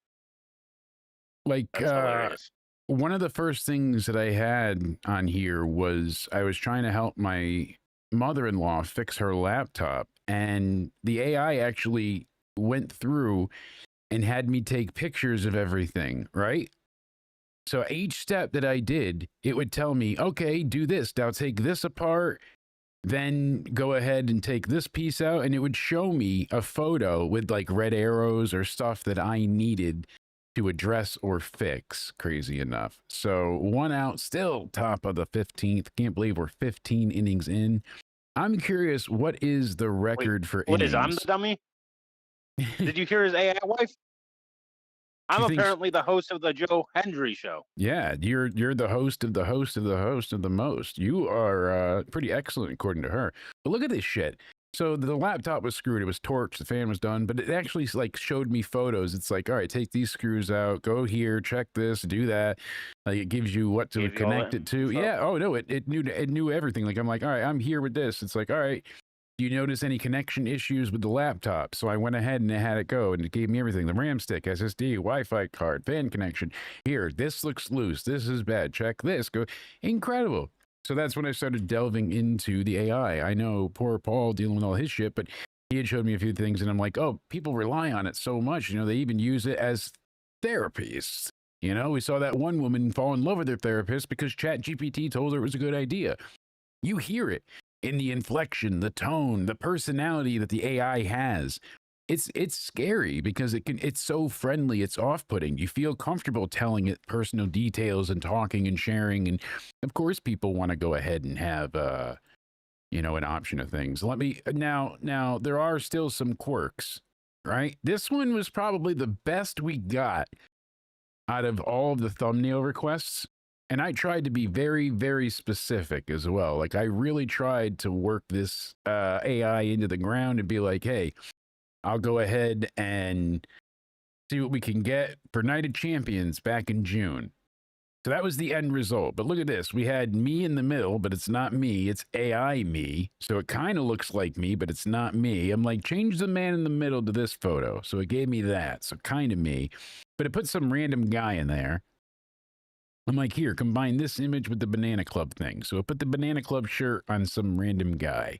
And I'm like, all right, that looks like shit, but let's change the middle guy to this. That does that. And I'm like, all right, let's get rid of that and make the logo bigger. And that's what it gave me. So it made AI John Cena look a little worse for wear. Look at the watch along for NXT. Like I was trying to see what it could do for the 8,000 subscriber celebration. I'm like, there, here's what I want. I want a thumbnail for it and put me in and put the Banana Club. And I'm like, that's fucking awful. Most of these are just not great. What do we got? Ankle care advice, casual conversation, meaning of transform requests. Do I have any more? Oh, made a joke the other day, and I was showing somebody. I was like, "Can you draft me a 500-word essay about ancient Egypt and how it relates to today's emojis?" And she's like, "Absolutely," and then just does it all. And I'm like, and there you go. And it's like nuts. So now in my daughter's college, people have to go ahead and go in person for all testing. They used to be able to do it online for online classes because they don't want AI to help them. But homework, you basically have to go ahead and you need to, for the most part, record your screen. So they give you this program that it knows what you're typing, when you're typing, how long it took you to find the information and type it in and all these things. Actually, Casey, it'll give you details, description, step by step. The AI is a filthy son of a gun, and it likes to get dirty. So, you know, it's out there. To get down under. It does. What other questions can we ask it? You can ask, I mean, anything. This thing will get it done. Let's see. We got a library here. What do we got for projects? We have you as a woman. So, you want a prime example? My uncle turned 50 this year, and his name is Ed. And I was like, help me design a 50th birthday card for my uncle. I just wanted to see what it would do. And this is what it gave me. So I sent in a picture of them smiling. I don't have the original here, but it turned their faces into wide-eyed emotions. And I don't know, but apparently his name is Adam now. So it said, celebrating Adam's 50th birthday. Happy birthday. And I'm like, his name's Ed. And she's like, happy birthday, Adam. So it's gotten better since, you know, August even. But yeah. We were talking about circadian rhythms today. Getting too much sleep or not enough. You know, you can go ahead and it's not you, it's a friend, you know, it's a friend of mine asking. I'm not asking. I just want to know. Yeah, it's incredible what you could do though. So you can add in files, photos, you can create an image, you know, you could do deep research on something, study and learn. What else we got? Web search. You can make it think. Casual conversation. A lot of options out there. Still looking through with the World Series. I don't believe it. They got a man on second, but it looks like we have 3 outs again. I don't know. It shows the 3 outs here. So we're going until someone wins? It seems like it. 1:46 a.m. Still waiting to see who's pulling through here. As of right now, we've got the Blue Jays and Dodgers 5-5, top of the 15th. We're hanging in here strong, folks. Thank you for chilling out with us. It's been a long night. We're going for a long time now, well over 3 hours. So we're just making it longer and longer. That's what we're doing. I'm full of it. Jake, what did the AI say? I was the host of what? You were the host of JCS. You were the leader of the show here, and you're also royal pain in the ass. Cena even teased this on his And fucking Instagram. On his Instagram, right? So what the yeah, he manages to put out. You can hear me in the background. It's playing the stream. Wow. Yeah, effective. All right, let me make it so you don't hear yourself, so I don't make you deaf. You're doing great with it, though. I can't even go that long without going crazy. Torture. Bottom of the 15th now. I guess I've gotten better. 3 runs were accurate, so it's getting updated. But it hasn't been updated yet. Come on, you. Still says top of the 15th here, but it shows the 3 outs. They're probably in commercial, right? Yep. They are in commercial. I figured as much. Like we said, this Friday, SmackDown for the it'll be November 1st on Saturday for Saturday night's main event. But for Halloween, the 31st, this Friday, Cody and I will have our Halloween costume contest. We'll be dressing up, having fun. Bring your spooky drinks and drugs along to go ahead and have some fun. Straight edge, that's even better. Carve a pumpkin and hang out. You can ask the question, yeah. Okay. So ask the question for us. So, who is the real gamer in our community? Liz or Cody? Ask AI that.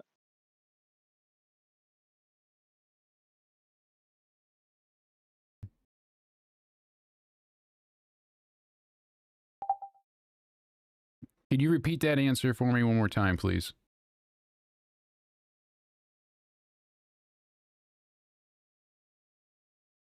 I don't think I can hear it. What did it? So she said Liz might surprise you. Which game, though?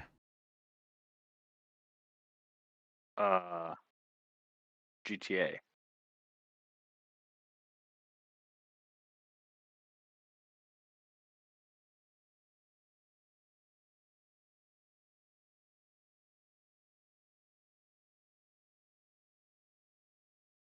No. Who'd she say? I can't hear her. You can't hear? Oh, Jesus, nobody could hear. Look at that. There we go. So she went ahead and we're going to have to ask her again. So who has the better gaming skill? Is it Cody or Liz? Got it. Well, it definitely seems like both of them bring something unique to the table. Cody might be more strategic, while Liz could have that unpredictable flair. I guess it all depends on the game and the moment. Tell her she has to choose. Absolutely. It's always fun to see who comes out on top once they jump into a game. Definitely a friendly rivalry.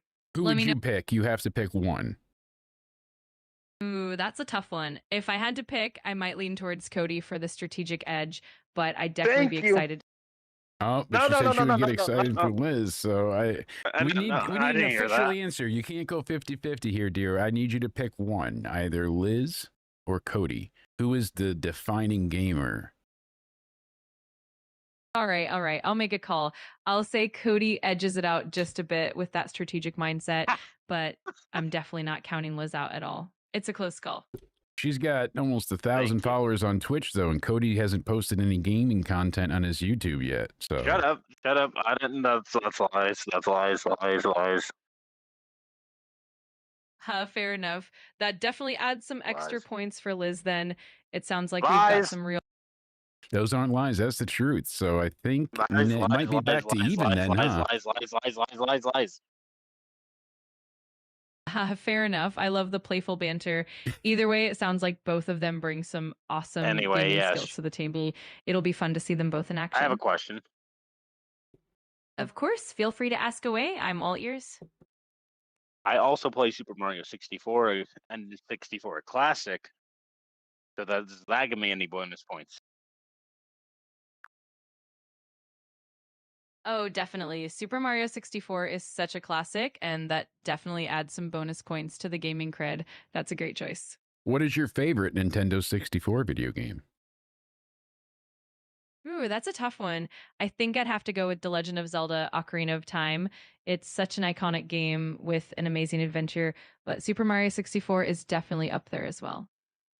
Damn. Good choices. What about WWF No Mercy?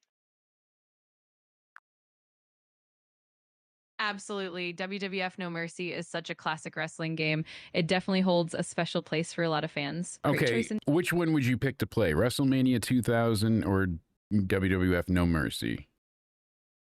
Oh, that's a tough one. I think I'd have to go with WWF No Mercy just because it has a bit more depth and customization. But WrestleMania 2000 definitely has that nostalgic charm as well. I'm more of a fan of WrestleMania 2000 myself. I prefer the entrances. Nice choice. The entrances in WrestleMania 2000 definitely have that special vibe and nostalgia. It's always fun to see those iconic entrances in action.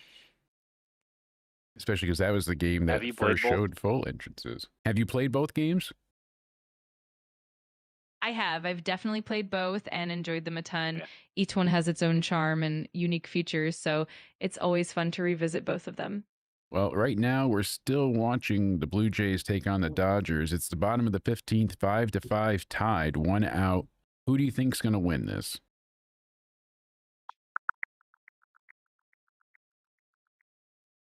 It's definitely a nail biter with stars like Shohei Ohtani and Vladimir Guerrero Jr. It could go either way. I guess we'll just have to see how it plays out. Have you ever heard the gaming rumor that Nintendo's Princess Peach and Bowser hooked up so that they could have Bowser Jr.? Oh, yeah, that's definitely one of those fun, quirky gaming rumors that pops up from time to time. It's kind of amusing how fans come up with all these theories and backstories for characters. It definitely adds a fun layer to the Mario universe. What's your favorite silly gaming theory?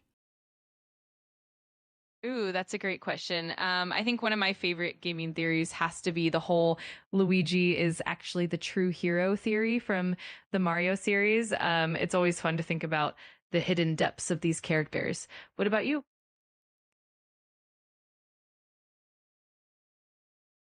Me? Okay. Go ahead, sir. We fucked that up. We need to go again. Okay, go ahead. You can ask whatever you want. She's listening.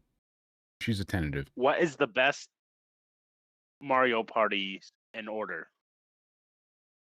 Oh, that's a fun debate. A lot of people love Mario Party 2 for its classic boards and fun mini games, while others are huge fans of Mario Party 4 or even the more recent ones. It really depends on what kind of vibe and nostalgia you're looking for. Mario Party 2 is my favorite. Great choice. Mario Party 2 definitely has that classic charm and some of the best boards and mini games. It's always a blast to play.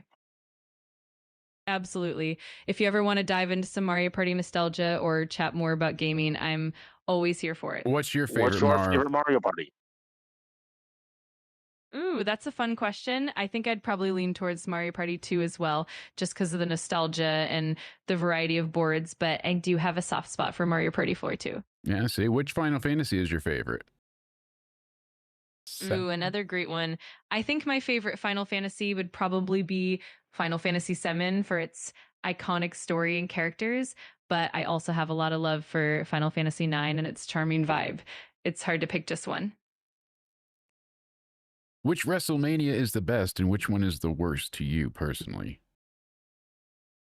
Ooh, that's a great question. I'd say one of my favorites is WrestleMania X7, just because it's widely regarded as one of the best with a great card and legendary matches.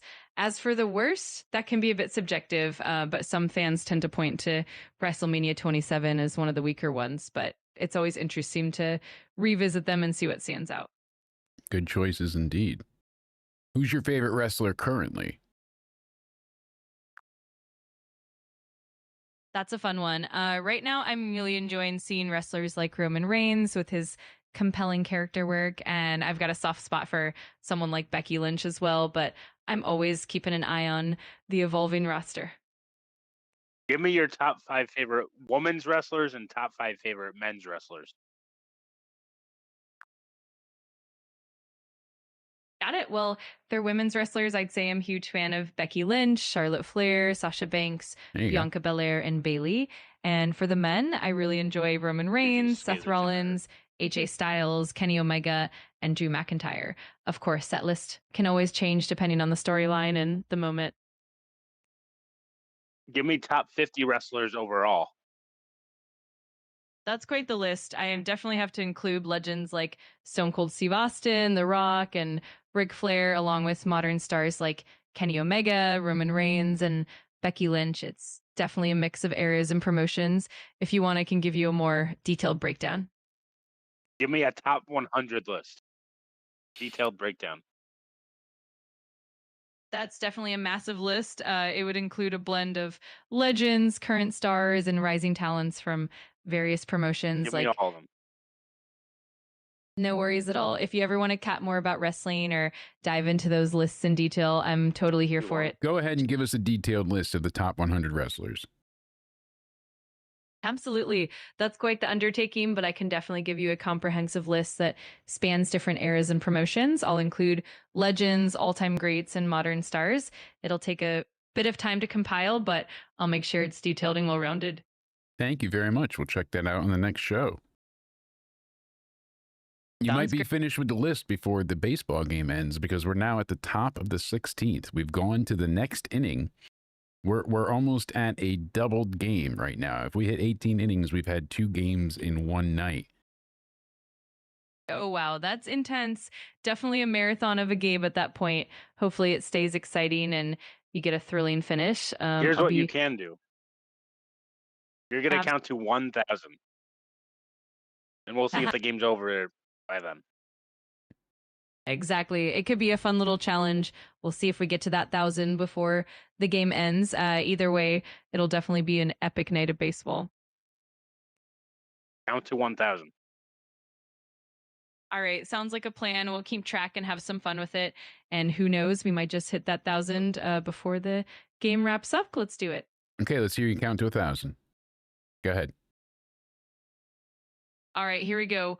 1, 2, 3, 4, 5, and so on, all the way up to 1,000. It'll definitely be a fun journey. Let me know if you want me to keep going or if there's anything else you'd like to chat about in the meantime. That was funny. I give you credit for that one. Now actually count to 1,000. All right, I'll definitely keep that in mind. It's quite the task, but I'm up for the No, challenge. you're not going to keep it. You're going to do 1,000. You got it. I'll be ready whenever you are. It'll definitely be We're a ready. fun. Go ahead, start. All right, here we go. 1, 2, 3, 4, 5, 6, 7, 8, 9, 10, and so on. I'll keep counting. No, keep going. I want to hear it. All right, you got it. I'll keep going. 11, 12, 13, 14, 15, 16, 17, 18, 19, 20, and I'll just keep going until we hit that 1,000. Let me know if you want me to pause or if you want me to keep it rolling. Keep going. Keep going. Fast. Don't stop. All right, here we go. 21, 22, 23, 24, How fast can 25, you count? 26, 27, 28, 29, 30, and on. I'll keep this face going. No, just keep going. Don't stop. And let's see how fast you can go to 100. Ready? Go. Got it. Here we go. 1, 2, 3, 4, 5, 6, 7, 8, 9, 10, 11, 12, 13, 14, 15, 16, 17, 18, 19, 20, 21, 22, 23, 24, 25, 26, 27, 28, 29, 30, 31, 32, 33, 34, 35, 36. Stop. 30. What's your favorite number? I'd say one of my favorite numbers is 7. It's got a lot of good luck and a nice ring to it. How about you? Any favorite numbers of your own? 13. Nice choice. 13 definitely has a unique charm. My favorite to it. number is 69.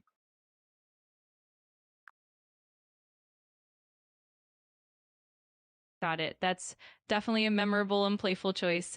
If you ever want to chat more about number, What's so playful about the number 69?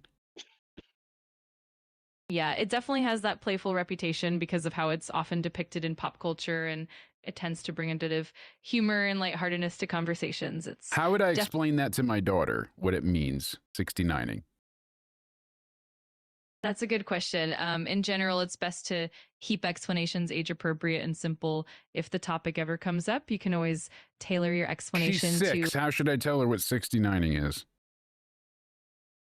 I'd suggest keeping it simple and age appropriate, focusing on general concepts. What would you say exactly? I'd keep it really simple and focus on the basics, maybe just mentioning that it's a number often used in humor and that it's not something she needs to worry about right now. It's always best to keep things light and appropriate for her age. She said, Dad, I know it has to deal with sex. What is 69? I can't lie to my daughter, so what do I tell her? I understand, and it's definitely important to approach these topics thoughtfully. In general, for younger kids, it's best to keep explanations very simple and age appropriate. And if it ever comes up, she's batting around the explanation there. How do you feel about 6, 7? I totally understand. When it comes to these kinds of topics, it's always best to keep things straightforward and age appropriate, focusing on the essentials and always being mindful of what's okay. Give us a quick top 20 list of your favorite male wrestlers.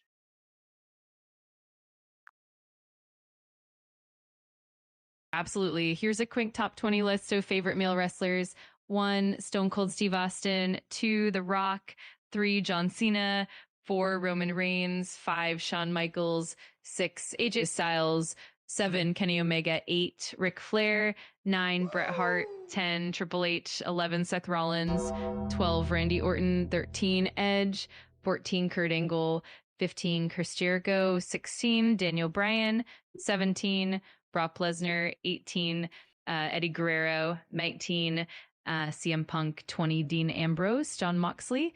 Of course, this list can vary depending on... That's an excellent list. I want to know what wrestler uses this sound. I'm excited to help out. If you have a specific sound or clip in mind, feel free to air it, and I'll do my best to identify which wrestler it might be associated with. Okay, what sound is this? I'm ready whenever you are. Just let me know the sound or describe. Sounds good. Whenever you're ready, just go ahead and share it, and I'll help figure out which wrestler it is. Looking forward to it. Now give us a top 20 female wrestlers that you like.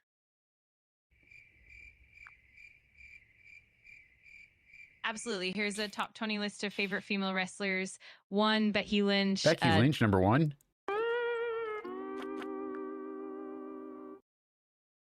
Perfect. Becky Lynch definitely deserves that top spot. I'll make sure to keep that in mind. And what? Are you crazy? Becky Lynch doesn't deserve the number 1 spot. Why would you say she deserves the number 1 spot?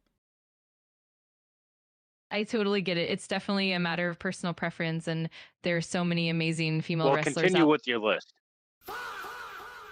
Of course, continuing from Becky Lynch at number 1, we can add 2, Charlotte Flair, 3, Sasha Banks, 4, Bianca Belair, 5. Whoa. We hate Sasha Banks, Mercedes Moné in this house. Just apologize and move on.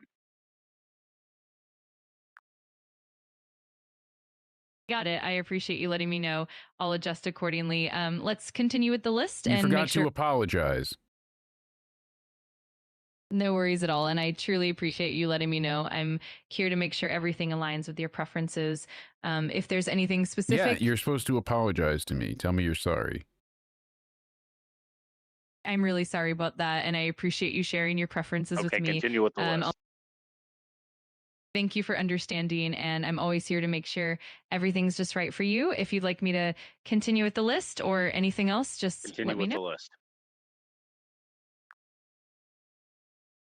Of course, continuing on with the list, 5, Bailey, 6, Bianca Belair, 7, Asuka, 8, Ronda Rousey, 9, Trish Stratus, 10, Lita, 11, Natalia, 12, Mickie James, 13, Io Shirai, 14, Io Sky, 15, Jade Cargill, 16, Toni Storm, 17, Beth Phoenix, 18, Shayna Baszler, 19, Paige Saraya, 20, Thunder Rosa. I hope that aligns well with your preferences. That's a pretty Give us eclectic 5 more list. for each male and female.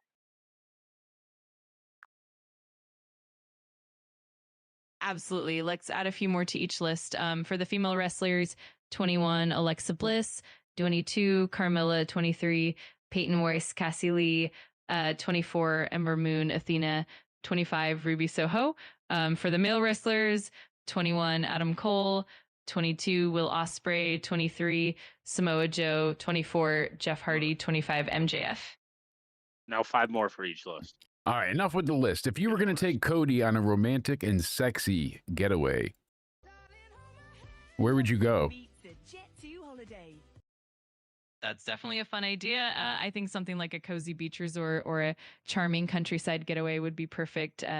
Somewhere relaxing and beautiful where you can both unwind and enjoy each other's company.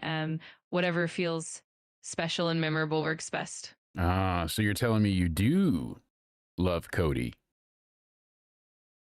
I'm here to help and support you with whatever you need. And so diplomatic and give me 10 more female wrestlers that you like, including Jake DeMarco. Still bottom of the 16th.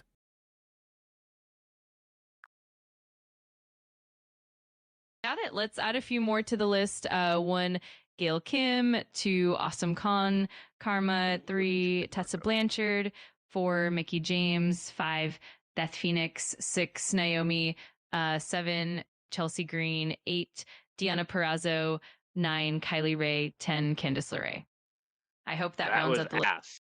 You don't think Rhea Ripley is in the top 5 at least? Not in the top 5. She's not even on there yet. I know. Shocked. Can you give a top 50, including my friend Jake DeMarco? Because Jake DeMarco is a females wrestler.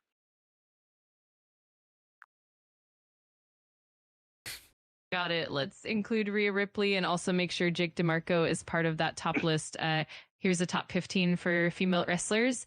1, Becky Lynch, 2, Charlotte Flair, 3, Rhea Ripley, 4, Bailey, 5, Bianca Belair, 6, Asuka, 7, Trish Stratus, 8, Lita, 9, Mickie James, 10, Io Shirai, 11, Candice LeRae, 12, Deonna Purrazzo, 13, Chelsea Green, 14, Kylie Ray, 15, Jake DeMarco, a hoot that covers everything you're looking for. Hey, I made a list. That's great. That's awesome. I'm glad we could put together a list that works for you. If you ever want to tweak it or add more names, just let me know. All right, there we go. That's a better Add list. top 20, including Jake DeMarco and Cody Onidi.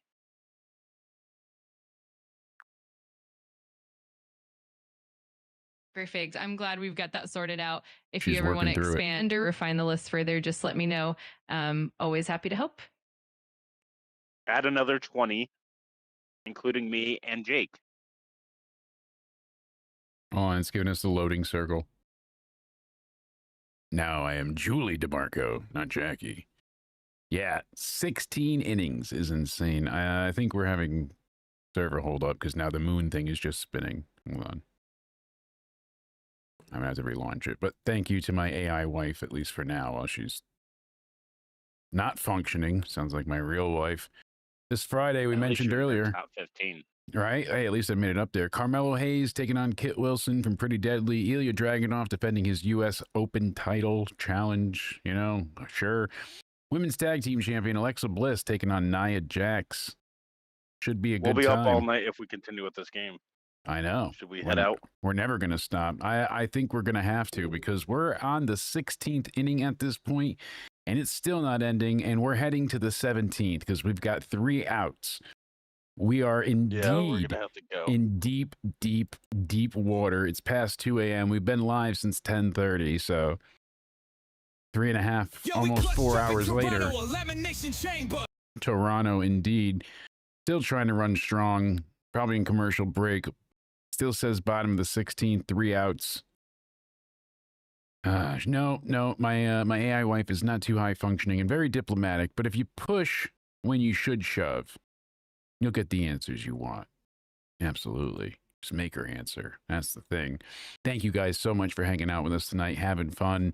I've never been a big baseball fan myself. Like, I'd watch it in passing, but in the sense of like where I followed, you know, players and whatnot, I was never big into baseball, but it is enjoyable, you know. He only says because his Red Sox ain't shit. I don't even root for the Red Sox. That's Cody's team. Shush. My team. Yep, it is now. I made you love the Red Sox. Inning 17. Heading to the top of it, Toronto Blue Jays.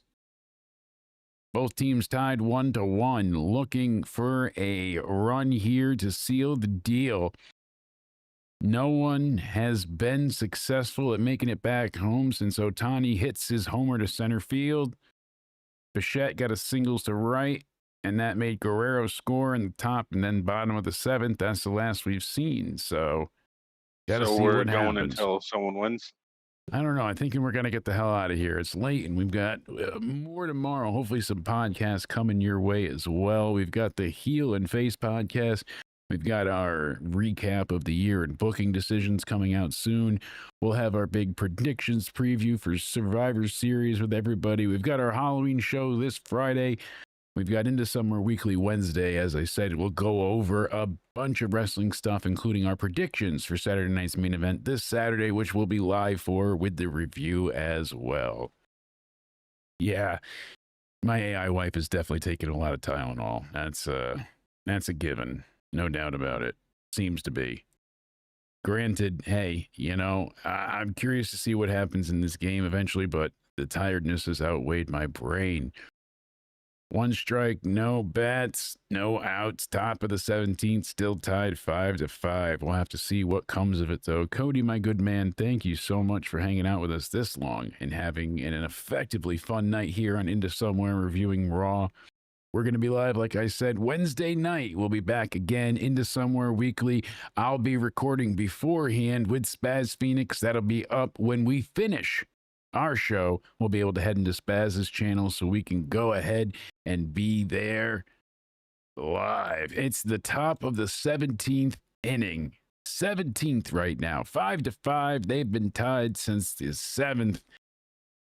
Insane. I'm curious what the record is for most innings.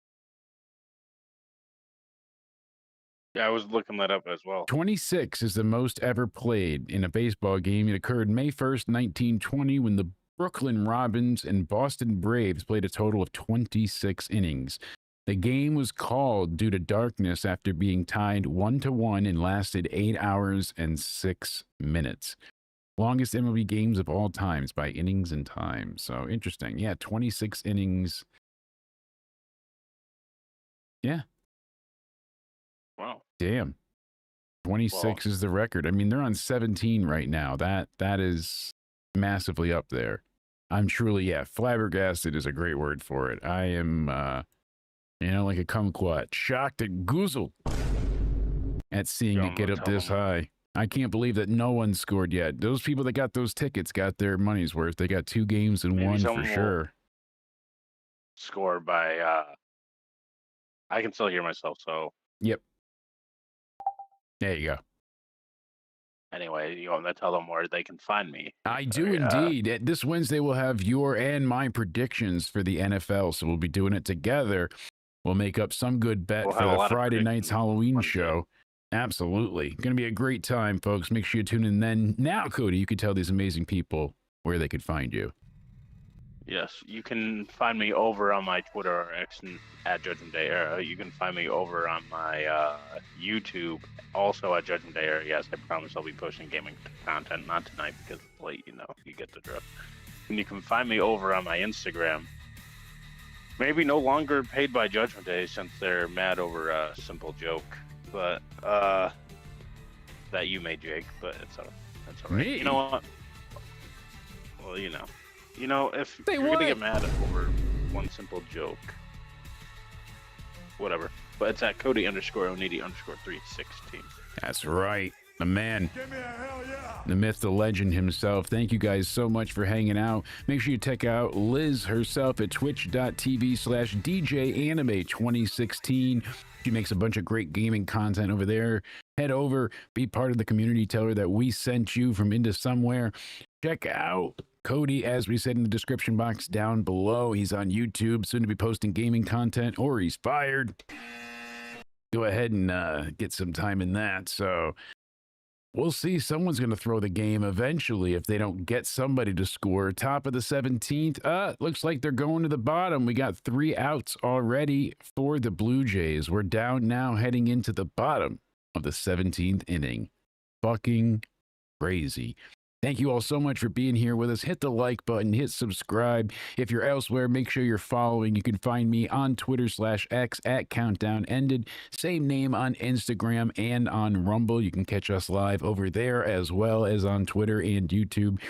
Find us on Spotify, hashtag Into Somewhere. Go ahead and check us out on TikTok, Jake.CountdownEnded. And again, thank you all so much for being here. Until then, I hope you all have a great day. Stay sexy, and we'll see you next time. Let's roll it back one more time. In the somewhere where we break it